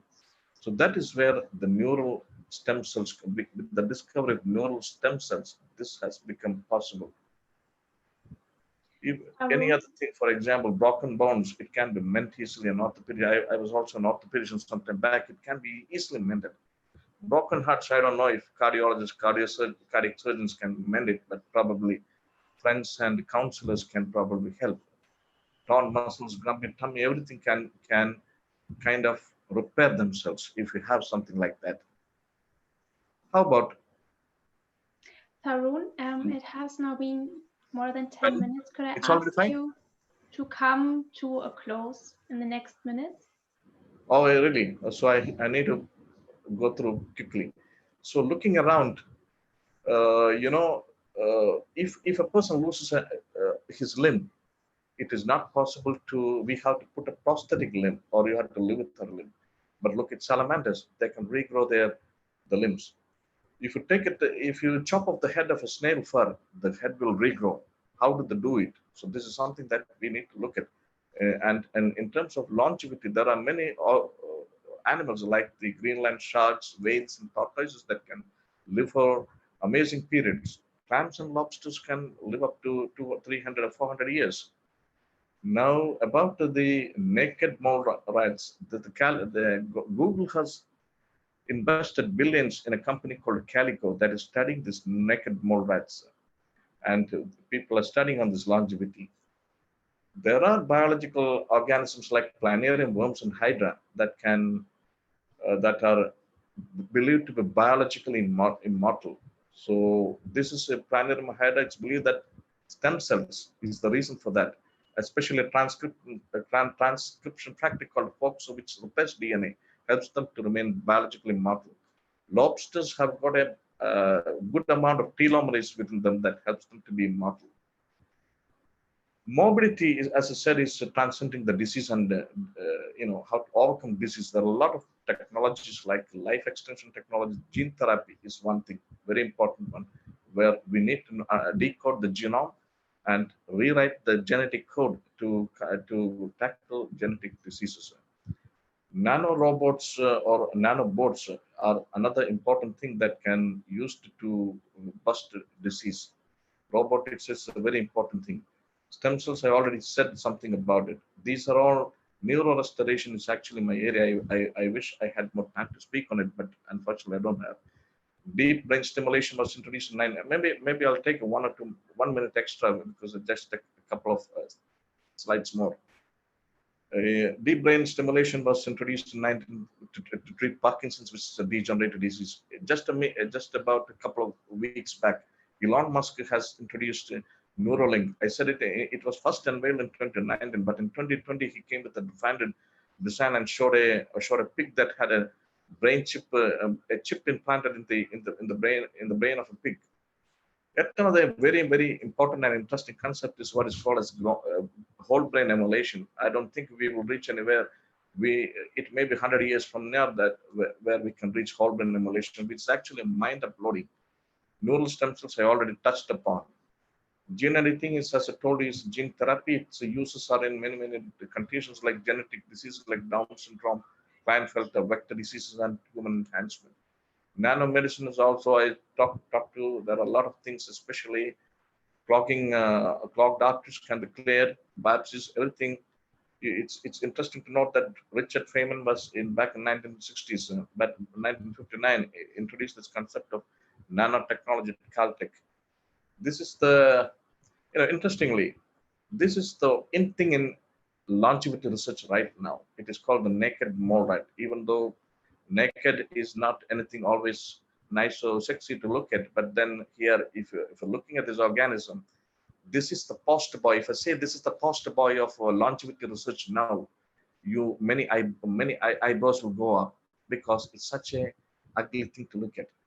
Umberto Eco would be glad to put him on his thesis called On Ugliness. DBS, as I told you, is implanting electrodes into the brain to kind of rewire our brain to control diseases, certain degenerative diseases.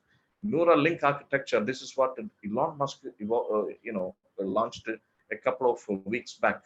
And this picture on my here, this is a schematic representation of what mind uploading can be all about. So transcending death means transcending mortality is transcending death. We are not anywhere there, but if we can overcome standard aging, we will be at a point of the apotheosis of man. So there are many things like the half-life limit, which I'm not going to the details of it because there's not much time remaining for me. So I'm coming to the end of this thing, brief, but I have to stop somewhere. We are having an uncharted road ahead. We know what are the perils and promises. The destination is not too far. When I say the destination is not too far, a lot of young people who listen to this talk, during their lifetime, they will experience some of these technologies. What lies beyond, I don't know. If some rogue actors come into the picture, how are we going to control them? Whether they can be man or machine or artificial intelligence. And how do you enforce ethics and laws on a machine? So these are the pertinent questions that we need to look into. So what lies beyond is something is up to you to think about. So it's an exciting journey ahead. I wish happy journey to all my fellow travelers. Thank you. Thank you so much, Tharun. And also thank you for reminding of what is already possible today in terms of medical inventions that we have, and also letting us know that actually some of us might experience this future already that you are speaking about. And I am very sure that many of the other panelists today also have a lot to say to what you have just presented. So that will be possible in the dialogue round that we will have beginning after we have the guest statements all heard. But still we have Marios and Siiri and Ilia who would like to speak. And the next one is Marios. I would like to invite to also share his thoughts with us. It's absolutely not required that you bring a presentation, don't worry, to all of you. But if you have slides and you would like to share them, of course, we are happy to see that as well. Hello, yes, thank you very much. I don't have slides, so I would just mention a few general concepts that have to do with aging and resilience and society. Apparently, these concepts may not be related with them to each other, but in the end, hopefully we'll see that they are related. First of all, I would like to define aging. When we talk about aging and getting old, what do we mean? In my eyes, aging is something that is worsening due to the passage of time. So in other words, it's time-related dysfunction. Our organs and functions are getting worse due to damage that happens with the passage of time. So this brings us to what is health, because health is not just not to have a disease. You may have a disease, you may have many diseases, but still be able to function properly. So what matters in life is function, how we live in the world, how we manage to overcome our problems, how we deal with challenges that face us. So health is the ability to overcome physical, psychological, social, and other challenges that we find in front of us. I think this is very important because I talk with a lot of people, a lot of patients, and they say, oh, I have pain here, I have an illness there. It doesn't matter. Are you able to live a fulfilling life? Are you able to change your life so that to overcome the problem that is in front of you? And if they are able, then they are healthy. A concept I would like to discuss, which is very relevant in aging and in society as well, and in medicine, is the concept of hormesis. Hormesis basically tells us that something that in a low dose can be, if applied at a low dose, can be has positive effect. If we increase the dose over a certain limit, then it will have a negative effect. And this is applicable all over our lives. When we do physical exercise, what we do, we put stress on the muscles, and if it's up to a certain point, this is good. If we overdo it, then this is bad.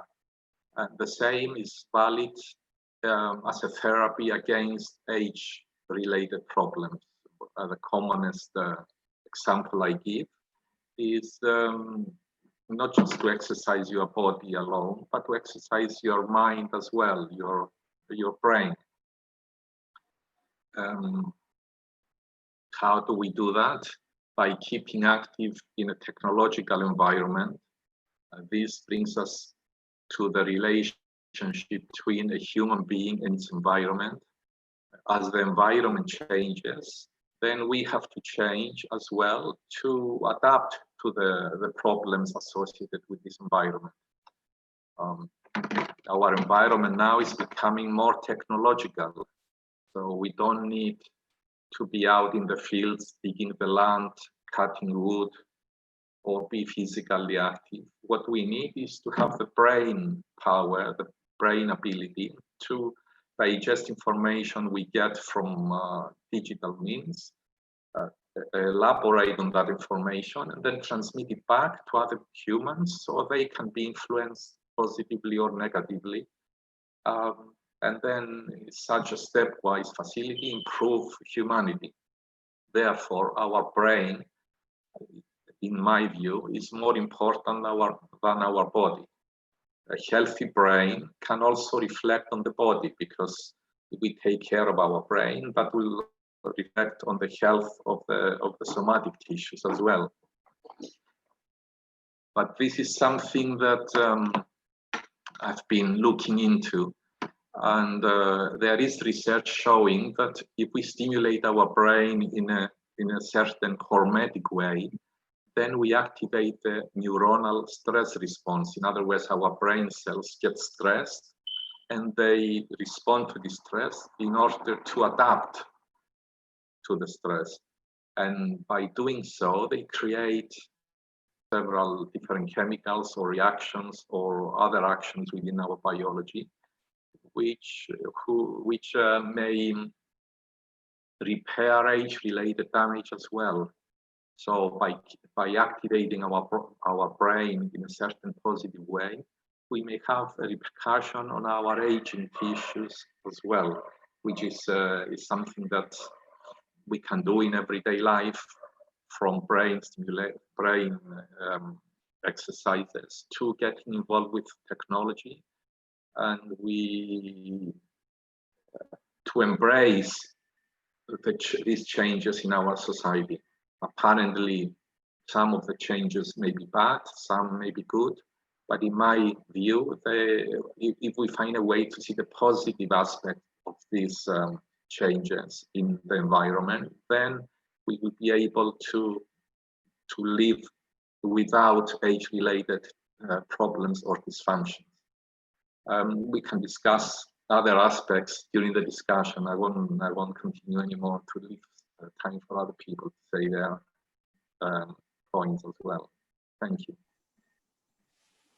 Thank you so much, Marios, for joining your thoughts. And I have so many questions already popping up in my mind of then what to say to people who are actually suffering from brain diseases, for example. And I'm looking forward to elaborate on those with you and the others during our conversation, and would love to invite as our next speaker, Siiri, to the stage to also give her opinion. Thank you, Rebekka, and also a warm welcome to all the listeners from my side. And I love, Nora, how you opened the stage with your big picture and systemic point of view. So from my side, I would like to share some of my observations and insights from the corporate world, as well as from my own personal growth journey. Because up to until about 2 years ago, before I became an entrepreneur, I worked for a big global multinational pharmaceutical company. And maybe not surprisingly, I have to say the lack of resilience, or in other words, burnout, was pretty much a daily reality. And even not to point at my previous employer, but when I talk to my previous colleagues and friends, it really seems to be almost like an epidemic in a corporate world.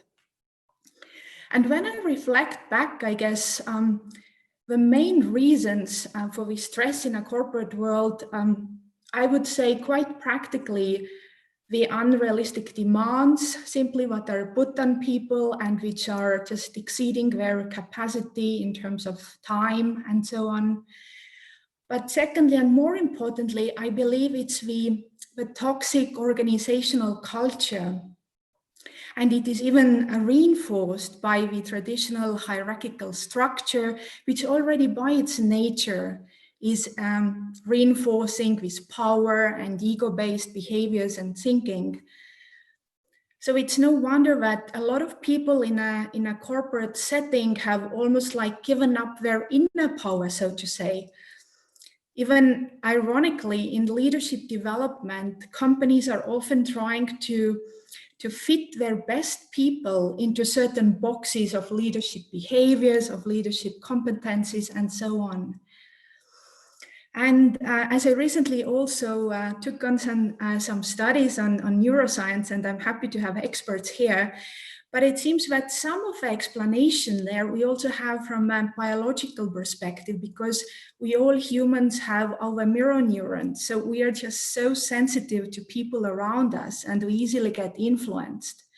And another factor seems to be that our brain biology has evolved to the state as it is today, almost already like 100,000 years ago. So we are really, our brain is struggling with this information overload, all the distractions, technological advancements, and so on. So that from a bigger picture, it seems, including myself, that we all have been so much affected by our childhood, education, colleagues, media, and the list goes on. If I would today ask someone from a street, or even let's say any corporate senior leader, what is it that truly drives you in this life? What are your values? What is it? What's the experience that you would like to take on with you when you, perhaps die one day, as we all do? Then most people simply don't have an answer to this question, or they may even start repeating their corporate values. So for me personally, life is something really precious, and I've heard a saying that if we don't remind ourselves at least 10 times a day that one day we will die, we will most likely do wrong decisions. Something to contemplate on. So now, of course, comes the question, all right, so what can we do to cultivate resilience at our workplace and in our life in general? To me, it seems that before we can change the world, we should start with ourselves. And firstly, truly establish a good, happy, healthy relationship with ourselves. And it seems to be about the ability to observe the observer in us. So instead of going with the unconscious missions with others, to really try to think and act consciously. It seems that people thousands of years ago, especially in the eastern side of the world, used to really master it. And today we can read all the ancient wisdom from yoga, meditation, which perhaps we can just call introspection or self-reflection today. And again, I would like to point to the latest research results from neuroscience, because I personally find it so exciting, as there are more and more studies being done also on long-term meditators, Buddhist monks, and there seem to be at least 3 core benefits to introspection. So first of all, it increases our neuroplasticity, the ability to learn, the ability to respond creatively. And even further, like it seems we can actually affect our brainwaves and to calm us down when we need it and enter the so-called alpha brainwave state, which again means that for that, we can even decrease the stress hormones in our body, just like cortisol, adrenaline. And finally, I think really good news in Corona times that introspection seems to even strengthen our immune system. In parallel, I have been observing how the new the self-organized, self-management-based companies are responding to COVID. And it seems that they have advantage, not only in terms of technology and agile tools they're using, because everybody in these companies were really used to work virtually before, but to me, it seems it's also all about the self-leadership skills. that these people were not expecting any authority, their boss, politics, or media to tell them what to do, but just like in nature, these people were just organically evolving and responding, adjusting to the system, and through that, not only acting out of their own resilience, but also being able to support their colleagues and customers. So to finish up, like, for me, it seems if we all start acting more out of who we truly are, out of our purpose, I believe we will live longer, happier, healthier. And then as a collective in a business world, I believe we are also able to deliver extraordinary results, which will be beyond profit, which will be for the benefit of all stakeholders. And I would love to finish with one of my favorite quotes from an African-American visionary and philosopher. His name is Howard Thurman. He said already in the 1950s, "Don't ask what the world needs. Ask what makes you come alive and go do it. Because what the world needs is more people who have come alive." Thank you, everyone. Thank you so much, Siiri, also for this inspirational quote. And when I look at the faces of our other panel guests, I see everyone is considering that deeply moved.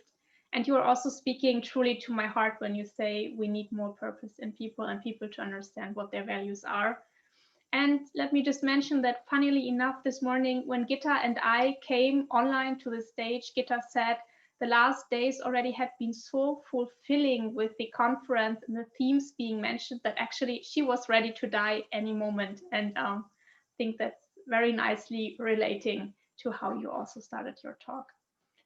So last but not least, it's actually an honor and a pleasure to have Ilia here with us. And Ilia, please share your thoughts with us.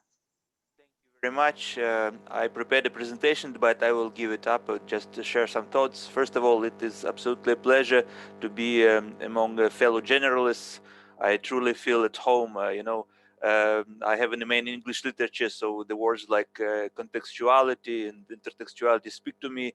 My PhD is in science, technology, and society. So I'm a trained generalist, trained multicultural, multidisciplinary person. Now try to get a grant or an academic position for that. Good luck. Unfortunately, a lot of people pay lip service to multidisciplinarity, but in practice they don't tend to fund it. So it's happy to. We can't hear you. No, it's back. Okay. So at least it's great to share some thoughts with fellow multidisciplinary thinkers. Also, just to mention and self-promote my book, Longevity Promotion, Multidisciplinary Perspective. It includes parts on the philosophy, advocacy, science, and this small book about history of longevity research, also all about the interrelation of science and society. This is my main focus: science and society, longevity, science and society. Even before going into ecology, let's figure out how longevity will impact society, how society will impact longevity and longevity research, because eventually somebody has to fund the science, and somebody actually has to take those therapies, and that's society. So it's not some scientific endeavor that's separated from everything else, but it's a very social public movement that needs to be considered. And also I'm a part-time researcher and part-time activist. I ran a few NGOs, longevity advocacy NGOs, one in Israel, the Israel Longevity Alliance, where we try to advocate to increase support for longevity science, and not just science, but also development and application in people, because it's a really social problem. You can have the best of science, but if society is not ready to accept it, it will not bear any fruit. We have examples in history.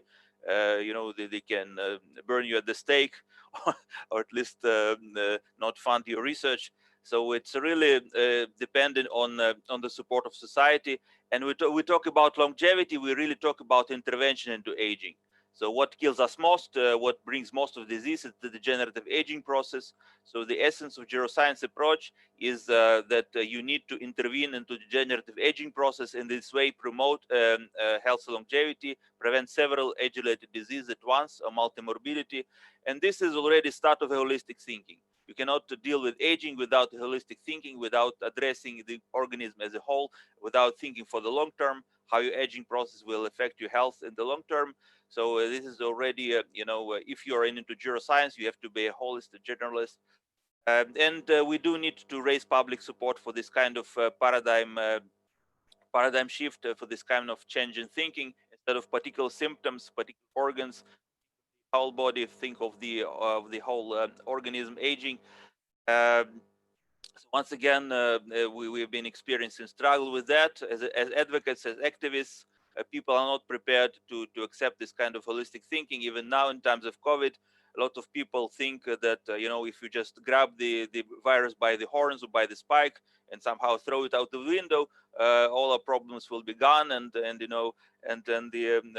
we'll get back to normal. No, if we really want to combat COVID-19 as the health crisis, we really need to address aging-related multimorbidity, because as you hear, people who are aged, who are multimorbid, they are the most ones at risk die, to burden the health system. So if we really want to fight COVID-19, we need to advance geroscience. So aging is very relevant, longevity is very relevant at this time. But now try to explain to people that it's not just about the virus, but about the whole system, and not just the organism, the whole social system. As you know, people die not just because of the virus, but because of the immune response to the virus, of the so-called cytokine storm that wreaks havoc on the organism, the excessive immune response. And it seems to me that similar response takes place in the society. We have huge excessive immune response of all the systems that wreak havoc to our economy.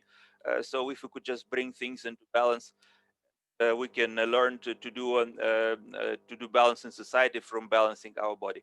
So once again, I advocate, and we advocate for public support of longevity research, for this kind of holistic thinking, for addressing aging, not just the biological problem, but the social problem.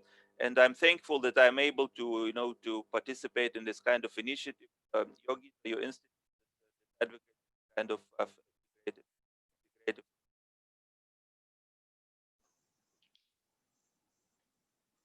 Ilia, the last words drowned out, but I got you were finishing your talk. I just said that I'm just happy to participate in initiatives like FORMWELT, that really promotes this kind of integrative thinking, the interrelation of science and society. So I hope there are more initiatives like that. Great, wonderful. Thank you so much. And I think it's also a good moment to at least share that we are planning to have more of these kinds of talks, to make sure people like you can come together and talk to each other. So we will be now, after the guest statements, have a little comfort break of 5 minutes. So each one of you can feel free to refresh for a short moment. You can switch off your camera, your audio if you want to. I would like to meet you back here again in 5 minutes, and we will start with the open dialogue between all of you. And we'll be opening with a short question from Gitta back then. So see you back in 5 minutes.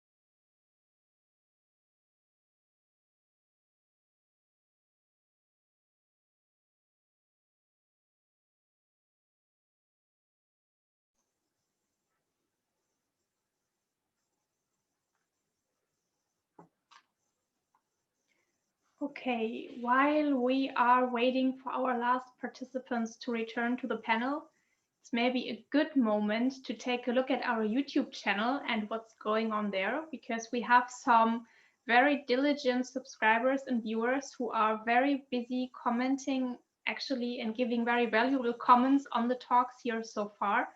So would like to mention at least that Dominic is giving many comments here, and also David Wood, one of our guests from yesterday, has been giving some very interesting statements.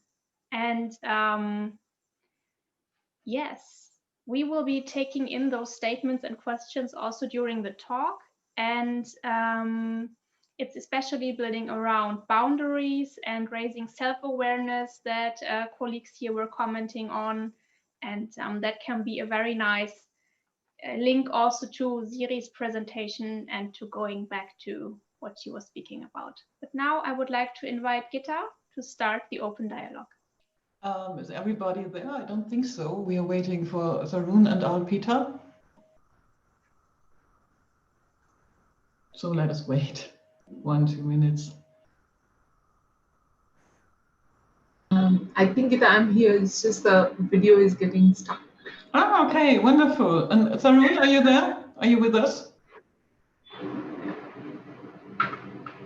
Oh, let's wait another minute. No problem. It was wonderful to listen to you so far. I'm totally psyched about this really, really deep going conversation and talks. Wow, you are fantastic. So, 1 minute. I have a smoothie here because we are talking about longevity, health, and resilience. I do not like the taste, but okay, according to Marios, I can have a glass of wine tomorrow in the evening. It's only about the doses in the end, as we have learned. It's all about balance, yeah. Absolutely. And I think actually, maybe Gitta, you start with speaking about balance, and Tharun will find his way into the conversation. Yeah. As said, I enjoyed listening to all of you. This is a treat, I think, for not only for me, but for Rebekka and the audience. What I really, really enjoyed here was it wasn't only a systemic perspective from systems theory as something dry. Yeah, Nora started right out from our very lives, touching our hearts by making trans contextuality and double bind something we experience every single day, that touches us every single day and makes us human on one hand, but it is a challenge. And when I listen to you, Siiri, for example, your very, very important questions: who are we? Who am I? Yeah, what is my approach on life? And then Arpita with this prospects of a future where we actually can solve poverty problem, where we can feed mankind in a healthy way. And then you, Marios, with your ideas on balance. Yeah, and you, Ilia, with this fantastic transdisciplinary and a generalistic approach that tells us there actually is a scientific movement out there. Yeah, science in a more broader perspective, as the old philosophers, including everything, which means it's transdisciplinary and it's filled with life. And that is something I really think that resilience means. So I would like to throw this apple into this beautiful round in the middle, on the middle of the table, and hope you will talk a little bit more about balance and how things are related and the necessity for science to understand that the fragmentation has to stop, and we have to shift in a more thinking in relations, a systemic thinking. So please, whoever likes to start. Okay, Nora. Yeah, do it. I just want to think to say, if we talk about balance, we also need balance between reductionism and holism. It's not just, you know, let's vilify reductionism, let's all go into holism. We need both. We really need some kind of balance. But the problem is that actually it's a Wittgensteinian dark rabbit. You know, either you see the forest or you see the trees. You see the mechanism or you see the whole environment. So in terms of time shifting, you cannot do both at the same time. But somehow we have to keep the balance. We maybe, you know, through some periodic thinking, I don't know how, but we do need balance between reductionist science and more environmentalist, you know, holistic.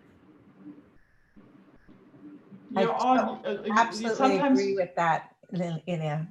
Absolutely. And I'm interested too to see what kind of questions, how the research pathways in general are shifted by a balance in that relationship. What sort of questions get brought to reductionist science if those questions are developed in a more holistic way of seeing, for example. So, yeah. We can start with system theory there, because system theory is a reductionist system theory, right? It's all about finding universal attributes of a self-referential and autopoietic system and how they are related. Right? So systems, yeah, I mean, I would say to you that, Gitta, that yes, we are dependent on systems. So systems, what does a system help us to do? It helps us to reduce our efforts. Now, we have come down to such a balance where we won't even to do a click of a button, we would ask a robot to do do that for me. So that would not bring it. So depending less on a system, up to an extent where your health is not compromised. That balance, if we do it as an individual, we would inspire the other people around us to do the same thing. We could get all this balance, retain our balance as well. Yes, the thing with reductionism versus holism is a important topic, because we have to find a way to marry these two together. We cannot make progress by focusing only on one system. At the moment, in the field of anti-aging, I think there is too much emphasis on reductionism. In other words, to find how the cells respond, how the molecules respond to a certain treatment, whereas we have to zoom out of the general picture and see not only the cells and the individual components of the body, but also society, how humans interact with society, and how the influences these cellular or molecular interactions. Because it is quite scientifically proven that epigenetics, in other words, the influence of the environment, can have a big effect on our biology. So it's something just to discuss further.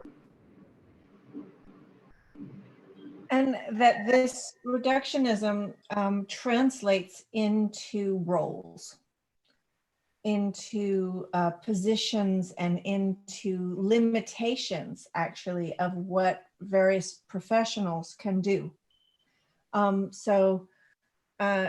You know, I think we're in a moment where, for example,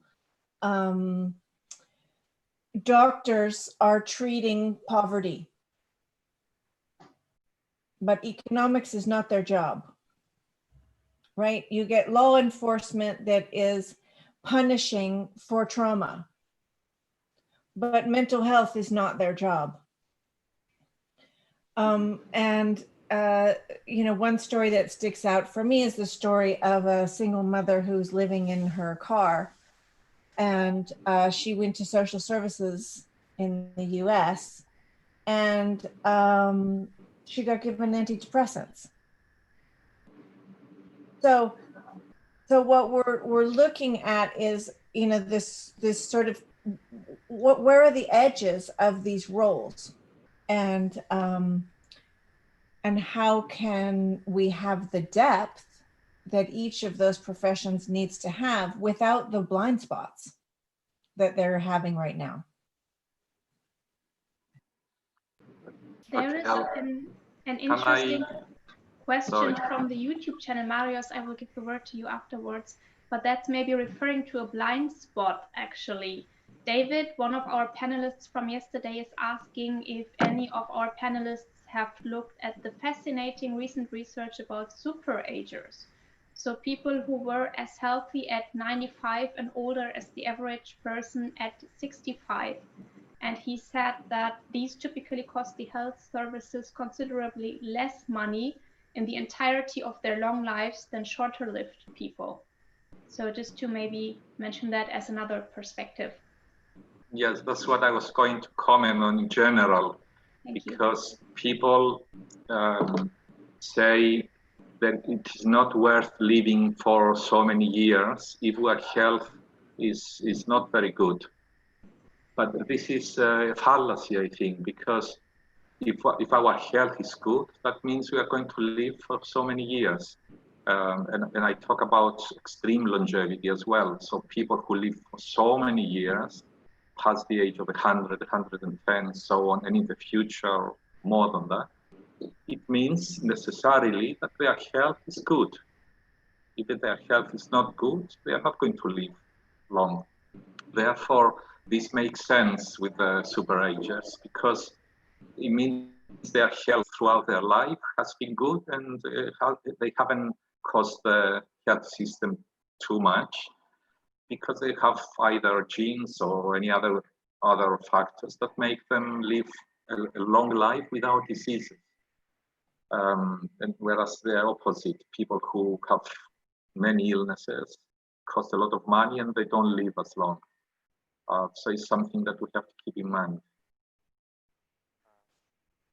Also add that this is a very important, you know, recently also published a chapter, Health and Immortality. I address this issue. Yes, it is a desirable, it may seem as a desirable goal, you know, just to have people healthy until the age of 100, then let them all drop dead, you know, save on healthcare costs for everybody. That's the basis of the health and longevity dividend concept. But it also flawed because it implies that there are certain unsurmountable limit to either health or our longevity. That there's no law in nature that says that, you know, we all have to die at a certain age. Yes, we evolved in certain environment. We have certain maximum human lifespan, but it doesn't mean that we cannot seek for more resources to extend both health and life. And that is also part of a holistic, integrative thought. Not just, you know, think that the resources we have right now are finite and we cannot get anywhere anymore.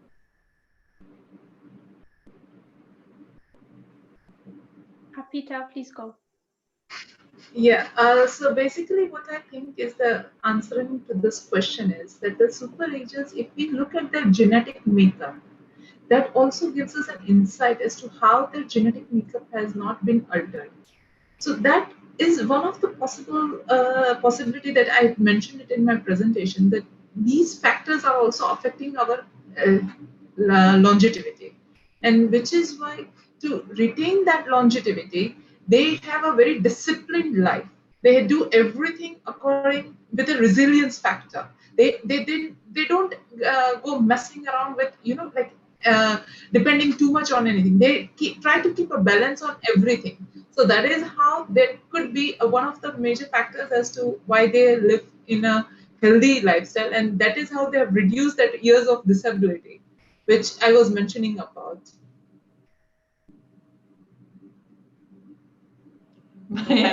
May I just throw in the concept of longevity of society, just as an association?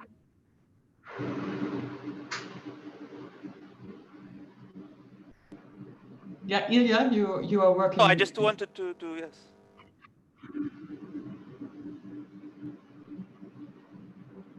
I thought you were going to continue. No. No, I was, that was just an idea. We talk about longevity, and all of you started with a systemic approach. So we also have to talk, not only have to talk about the longevity of the individual, but also about longevity of a society. Yes, especially now we're facing climate change, coronavirus, etc. Okay, can I say something here? Society is made up of people, so it's different groups of people, diverse group, and some of them may have the resources to maintain life and live longer healthily, others don't. So it is a bit more complicated than just talking about human longevity rather than longevity of the society. What does it mean? I think it could be a good analogy to see society as one step down with analogy of the human body. In other words, cells within the human body live longer, and humans within society live longer. An interaction of the positive and negative forces that keep longevity up or down. And the same approach we use for the human body, in other words, to strengthen cells, interactions, and other biological processes. It can be used for society as well, at one step higher. In other words, enable humans to contribute to the common good and experience benefits from other people. So it's not just yourself that is important, it's other people as well, and the feedback they give you, the other people give you, in order for you to improve, and you in turn improve society. So it's just a general analogy.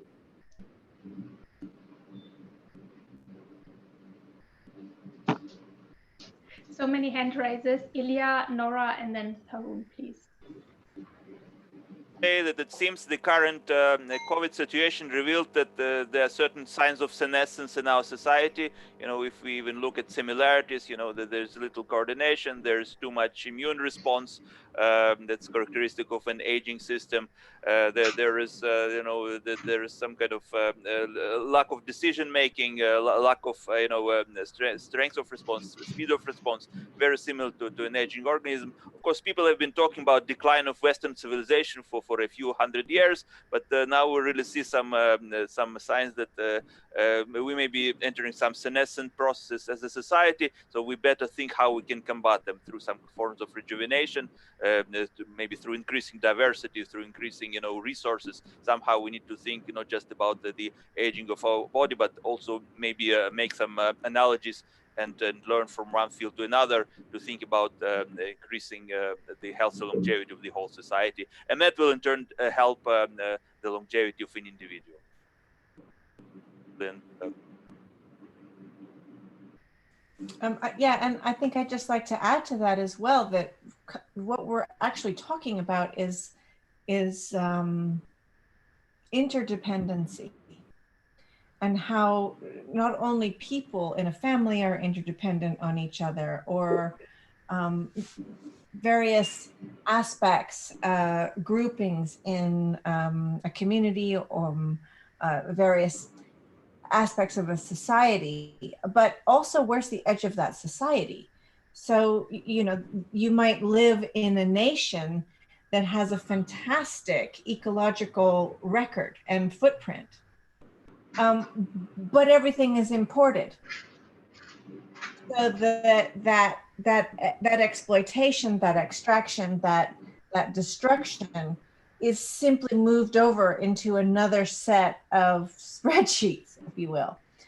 So I think it's also important to kind of bring that notion of society and the same question that you're applying to the individual, which is really where's the edge if we're talking about health. So just to bring that in as well. Tharun, you wanted to give a comment? Yes, so this is regarding the longevity and society as a whole that we're discussing. So as Dr. Marios told, you know, there are multi-factors involved in this longevity thing. This is like a marathon race. Not all people are reaching the destination at the same time. It is a different you know, time period people are reaching there. This is the same that's going to be with the longevity thing. Because if you take the global scenario as a whole, not every nation or any particular ethnicity not all are going to reach the goal of longevity soon. Let me bring in the example of Japanese. Many researchers are believing that in the longevity rates, the Japanese are at the forefront. To some extent, it relates to something innate to their culture, and also that is about the food practices of the Japanese people. Secondly, the robust health care environment that is available to the Japanese by the government. So these kind of issues, it is there in every nation. So ethnically, how is your environment? How are your food habits? And what is the level of pollution, or those kind of things? These impact the longevity as a whole. So it's a multifactorial thing, and many people or many nations reach there at different time. I was just touching upon that. Siiri, I think yes. Yes, just another aspect to that. I still also see the mental health and physical health so much interrelated, and isn't it, really the general stress in the environment at the workplace, which also creates a lot of food addiction, and when we eat wrong, our health damages. So definitely, it's all so much related. And that could actually be a very nice connection to one of the questions or comments we just received on YouTube, where someone said that actually they think our current cultural self-image does not motivate many beings to actually care for their health. Normalization of self-harm, for example, using tobacco or also sugar, for example, and lack of common goals actually cause the opposite. Okay, can I say something here? Yes, please. All right. We should avoid alcohol, we should avoid tobacco, we should avoid bad diet. But then there should be a point where there is a balance in life. If we don't do anything of the things that give us pleasure, then there is no point of living. Live for many years without doing anything that gives us enjoyment. That's one argument. I'm not saying that people should deliberately smoke 20 packets a day so that they would die, but if it gives them pleasure and it's their own health, then so be it. We have to see it from the other point of view as well. I know many people who exercise all day, eat healthily, eat salads, and take a lot of pills. Do they enjoy their lives? I don't know. Maybe they enjoy it. But it's a matter of balance to do some healthy things and some things they like and enjoy so that their life would be more fulfilled. Nora, isn't that what was that? Nora and Marius, isn't that at the very heart of addiction? That the double bind caused by I want to enjoy a cigarette a day or 3 cigarettes a day, and everybody's telling me, no, that's not good for your health, so you smoke and smoke and smoke, because it is an angst behind it that you cannot enjoy life, and everything is loaded with guilt. Maybe, yes, I don't know. People have different reasons for being addicted to something. Then we enter into what addiction is. What do we mean by addiction? But people may have psychological reasons for smoking or doing things that are bad for their health, or they may have these reasons sometimes. But other times they have different reasons. It doesn't mean that somebody who smokes because they are anxious, they will always smoke because they are anxious. Maybe it's just a short period and then go back and do something. So it's quite more complex than just say a general statement, don't smoke and that's it. There are psychological reasons, social and so on. Arpita, I think you wanted to comment, but you need to unmute. Hello? Yeah, hello.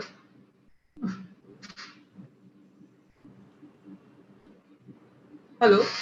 Yes, we can hear you perfectly. Okay. Yeah, so basically, we need to understand what is good for us. So as we say that we are quite influential instead of getting influential, if we look at our own self and analyze our own needs and our own self as to whether is it a good time, like our body has got their own neuron sensors which tells us that this time it is not good for you to have this, but we still have it just because we are with our friends and they are having it, so let's just have it. Instead of that, if we look at our own self and do it, we can possibility we can is there that we can make our own image more better and inspirational to others as well. So I think this is one of the possible ways we can look at. If we look at our own self and observe our own self and decide by our own self whether what we want to do, rather than getting influenced by others telling us that you don't have to do this and feel the guilt, it is better that we decide by our own self only.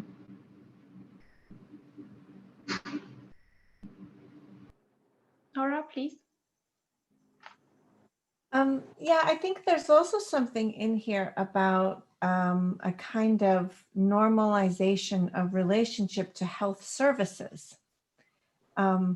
So that you have this, I mean, from the time children are very small, when there's something wrong with them, and it could be that they are having a hard time sitting still in a classroom that they don't want to be in, or that they are feeling sad, or that they're upset, or they can't sleep, or their tummy hurts, or anyway, whatever kind of thing is wrong, they get given a pill.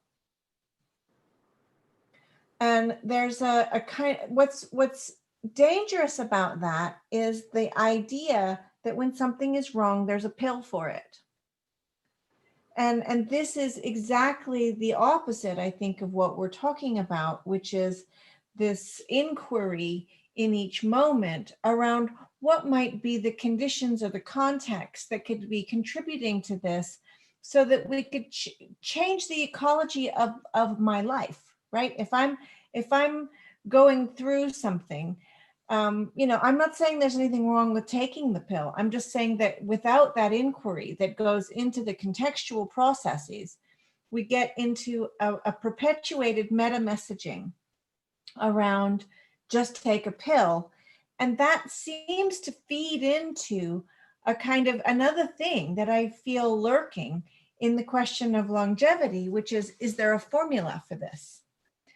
And I think, you know, the second we're really dealing with the complexity, what we're actually talking about is that each person in their context, in their DNA, in their relationships, in their lifetimes, their geographies, where their culture, the land that they are in relationship to, etc., the music they listen to, like, where is it? And that is specific. So coming up with a formula for longevity seems to me to be a little bit of a way of trying to hack that thing that is about complex living processes. So it's the thinking there that is, it's in the same vein of thinking as if there's something wrong with you, just take a pill. And, you know, the more that continues, the more when that child is grown up, that, you know, that's when you start to get cultural issues of dependencies on various medications.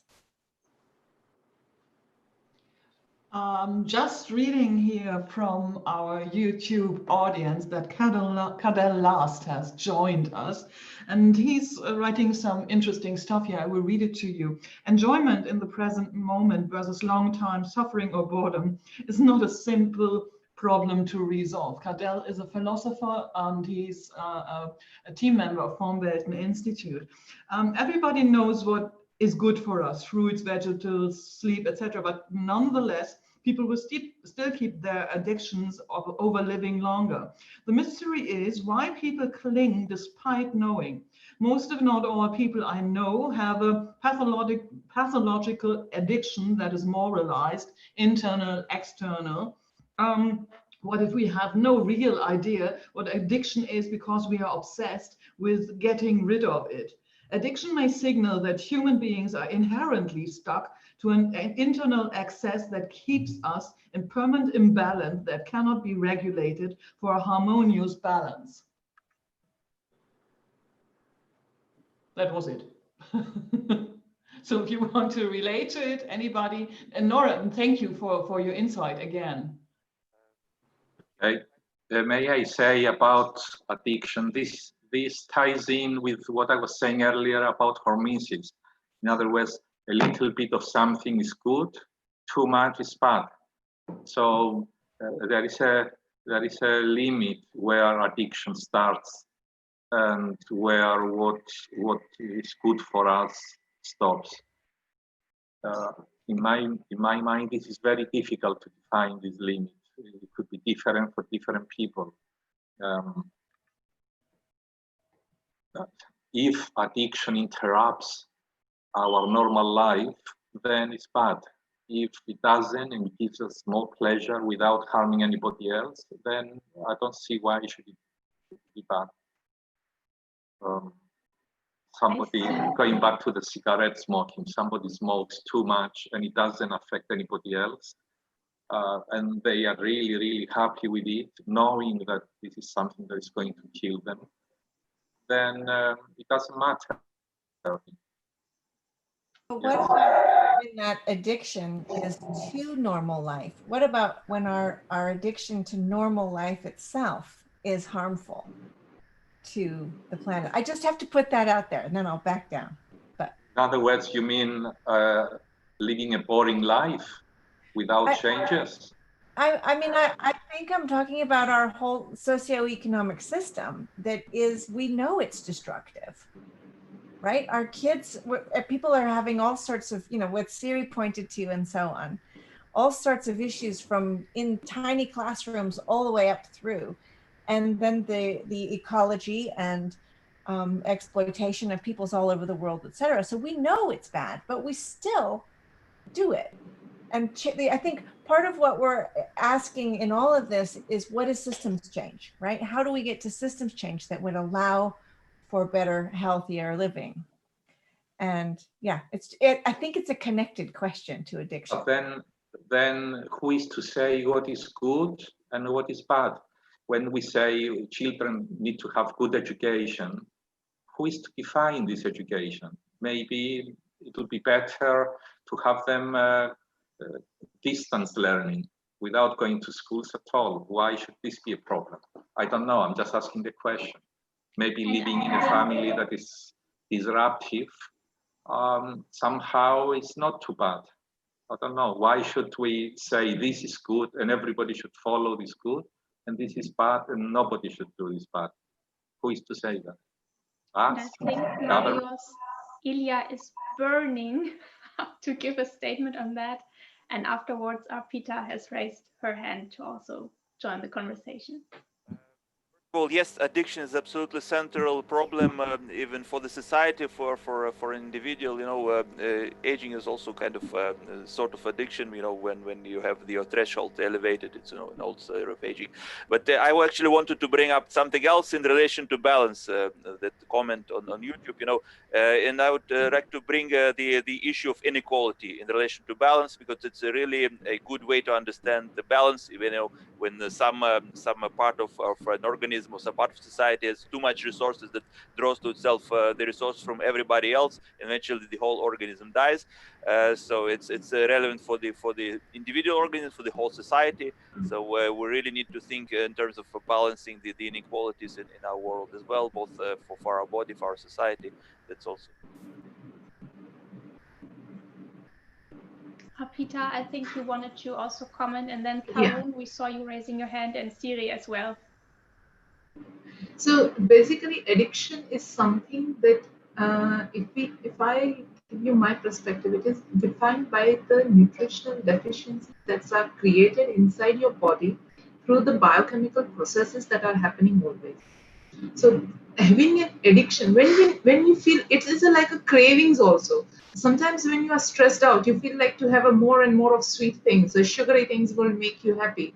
But that is because at those moments, the hormones are not acting as to what they need to act, which leads you to have an addiction or leads you to have a craving as well. So basically, understanding your body needs will only help you, and that will be helped when you have a diet which is rich with healthy good food, you know, so that it will not elevate your stress level, but it will help you in decreasing your stress level as well. So having a healthy and good food, whichever it's suitable to your own body, is the way you can get it back with the addiction thing. That's what my say was. Thank you. Tharun, did you want to join? So regarding this issue of addiction, be it smoking or alcohol, I alluded to a patient in my presentation. That is the 122-year-old Jeannie Clement from France. She is described as a chain-smoking woman. That is the description about her, and she has lived for longer than anyone as of now, 122 years. This is something that perplexes you. Why such a person who is addicted to smoking, who is a chain smoker, has not developed a bronchogenic carcinoma, or for that, smoking is not just related to bronchogenic lung cancers, but there are many other cancers. But why? How come she has escaped everything? Another thing about alcohol, there are a lot of chronic alcoholics who do not develop alcoholic liver disease. These are kind of paradoxes or conundrums that we are facing. So that brings us into a kind of we have to take stock of things. How are these things happening? These are not normal things. So maybe maybe it's that a person may be having a higher amount of telomerase or other DNA repairing enzymes in the body that kind of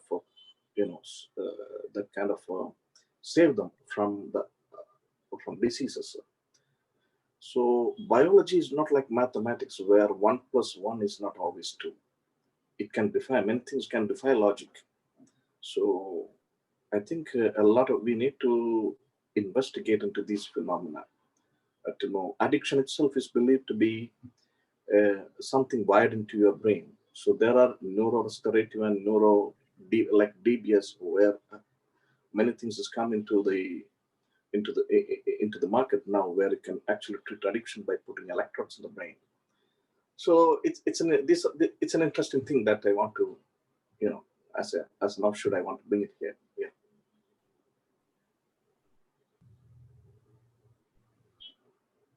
Siiri? Yes, I got a really spontaneous idea while listening to you all. And I was thinking, like, we all had times in our lives when we were like totally in love. And isn't it like, I was reflecting then, things like cookies, ice cream, chocolate are automatically in the end of my priority list. So isn't it also in a way to do, really with a purpose and yeah, I don't know, when we are in love, you have this enormous energy. So maybe we just need to love more to be healthy. Absolutely, which is at least also a hormonal reaction, which we could very well relate back to Arpita's comments about hormones and nutrition. Right. I think again, though, that I want to bring this notion of trans-contextual process in, because, where is the addiction?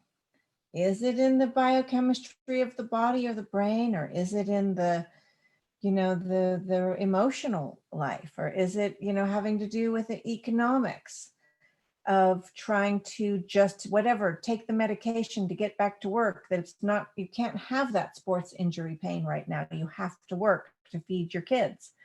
So, you get down a rabbit hole with that. Or is it, even at a sort of geopolitical level, taking part in a system that we know is destructive? So for me, addiction and my definition of it has something to do with doing something anyway, even though you know it's destructive.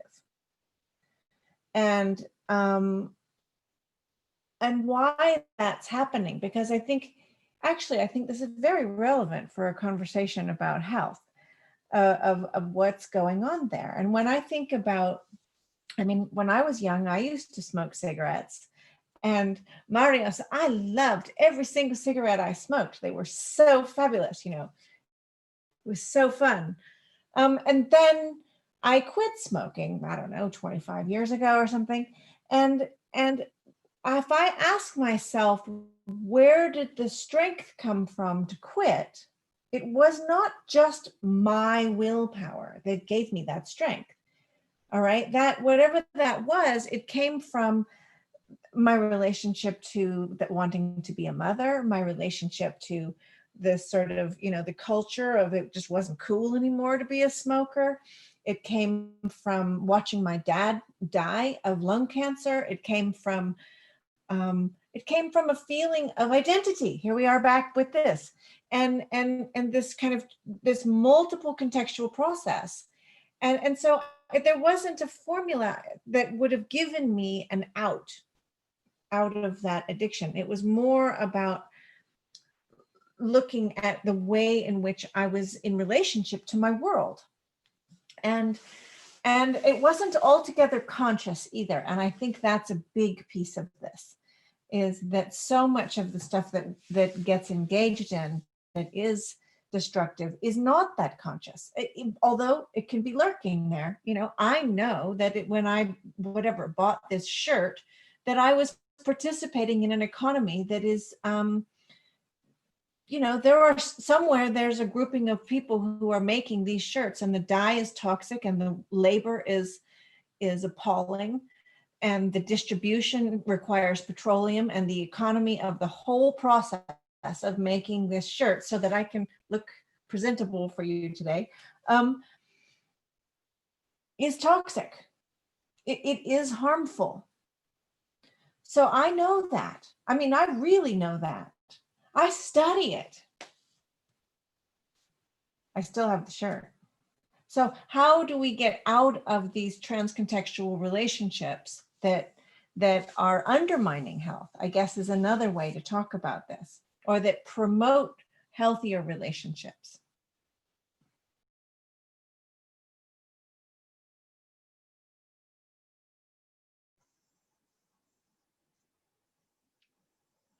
Yes, which might be also relating to our YouTube channel viewers saying that we need different narratives maybe to get out of addictions. Anyone else would like to comment? I would like to say that I will have to go now. I think we are reaching the end anyway. Am I right? Yes, we will be having 23 minutes to go. Yeah, unfortunately, I'll have to go because something else is going on.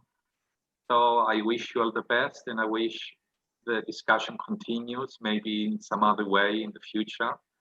And it was fascinating. Thank you very much for inviting me. And I hope we talk with other speakers again soon. Thank you for your time and life's energy, Marios. This was a treat. Thank you so much. Have a lovely day. Yes, you too. Thank you so much. Bye-bye. Nice Bye. to meet you, Marios. Bye. Thank you. Bye. Thank you.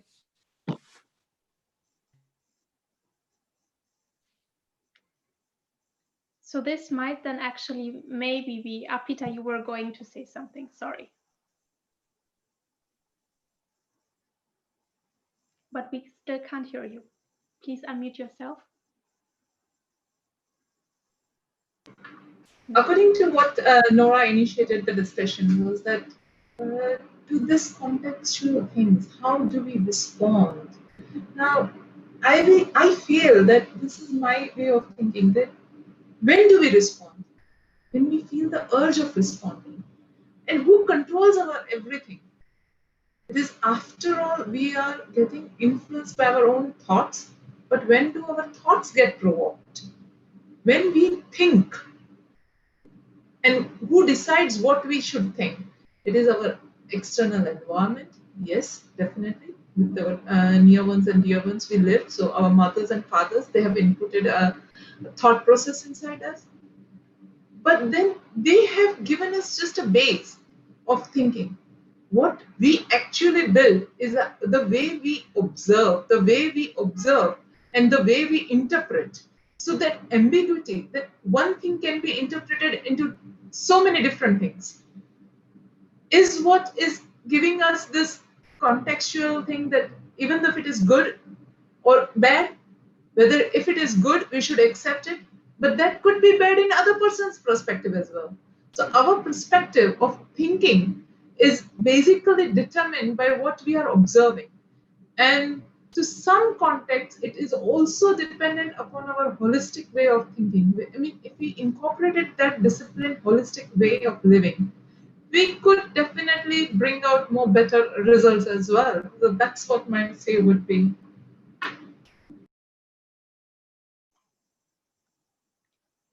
Thank you so much, Arpita, and I see nodding and people smiling. So I guess that might be a good moment to start the closing round for the session today, because time is just passing by so quickly. And there is one question that we would like to ask you all to answer before you are leaving us for today. And as you know, all these sessions that we are running here are also about cross-pollination, so about also our panelists learning from each other and also building on each other's thoughts to even then, as a society, as humanity, bring us one step further ahead. So a question that we would like to ask you for the final round is, what are you taking away with you today that you did not bring before? So what actually is new for you? What might be there to fertilize your thoughts in the future? If you could share that with us before you leave, that would be much appreciated. And whoever would like to go first, please just raise your hand and go. Ilia? Well, for me, the main takeaway value is that there is a community of generalists. I'm happy to be among people who think in terms. It's not taken for granted, you know. It's a rare occasion, actually. If you think about it, you know, that there are all kinds of silos that you either belong or don't belong. It is real rare that people can get together and speak in general, embracive terms. And I hope there'll be more initiatives like that. That's the main takeaway from. Thank you, Ilia. And we see Gitta is very much appreciating.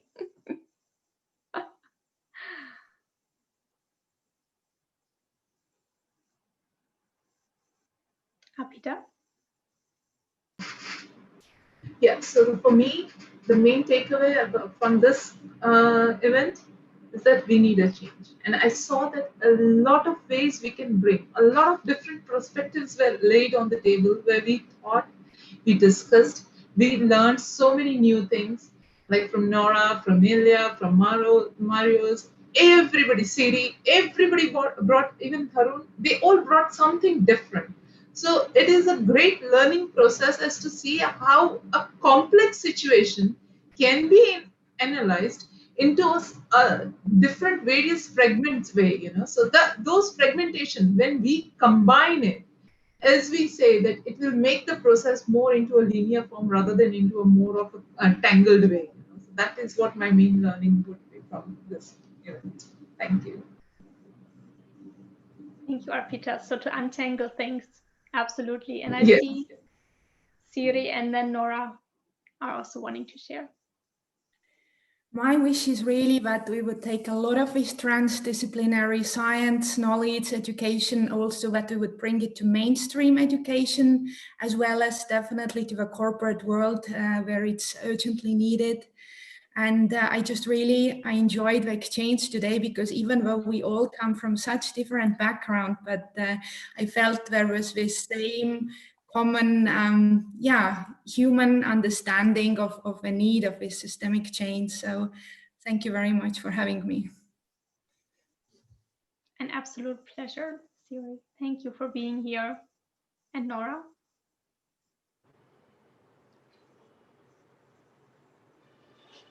I think, first of all, I just want to thank all of you for putting this together, because it's a necessary toggle between the zoom out and the zoom in. the, you know, the very detailed scientific data, and then putting it back into the processes of not just individual life, but entire geopolitical, social structures and economic structures.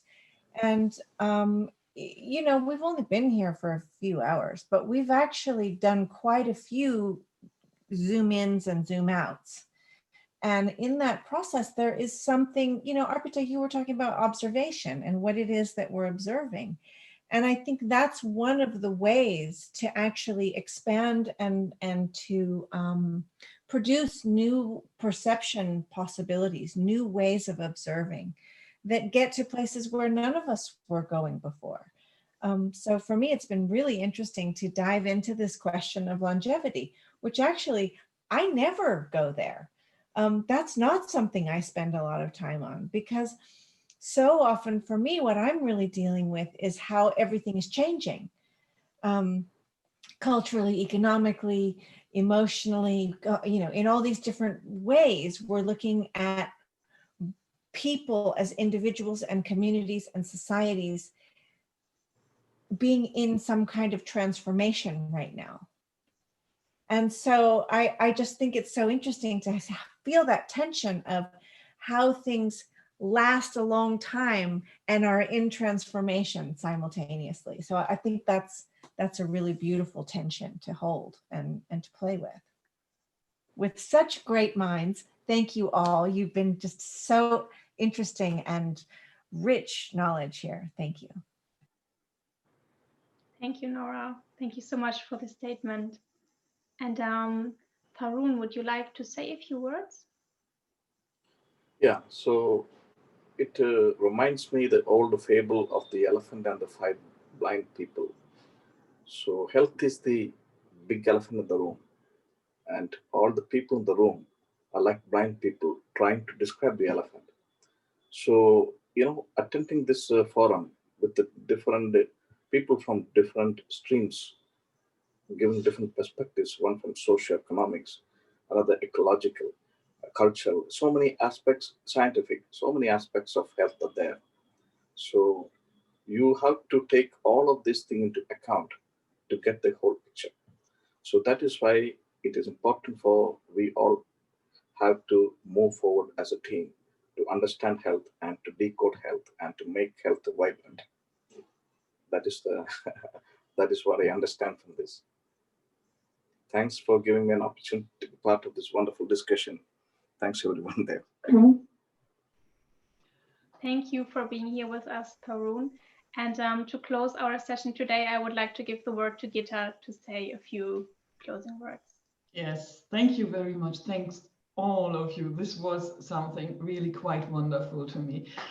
Those of you who know me know that we have worked alone for many, many years, searching for people who actually address a transdisciplinary and more humane approach on science and a more approach coming directly from life. And that is something I have seen here. And all of you have touched me in every single one of you in another way. But it's like a puzzle. It's like a puzzle of mankind coming together, delivering this perspective from there and from there. And it all relates to everything else.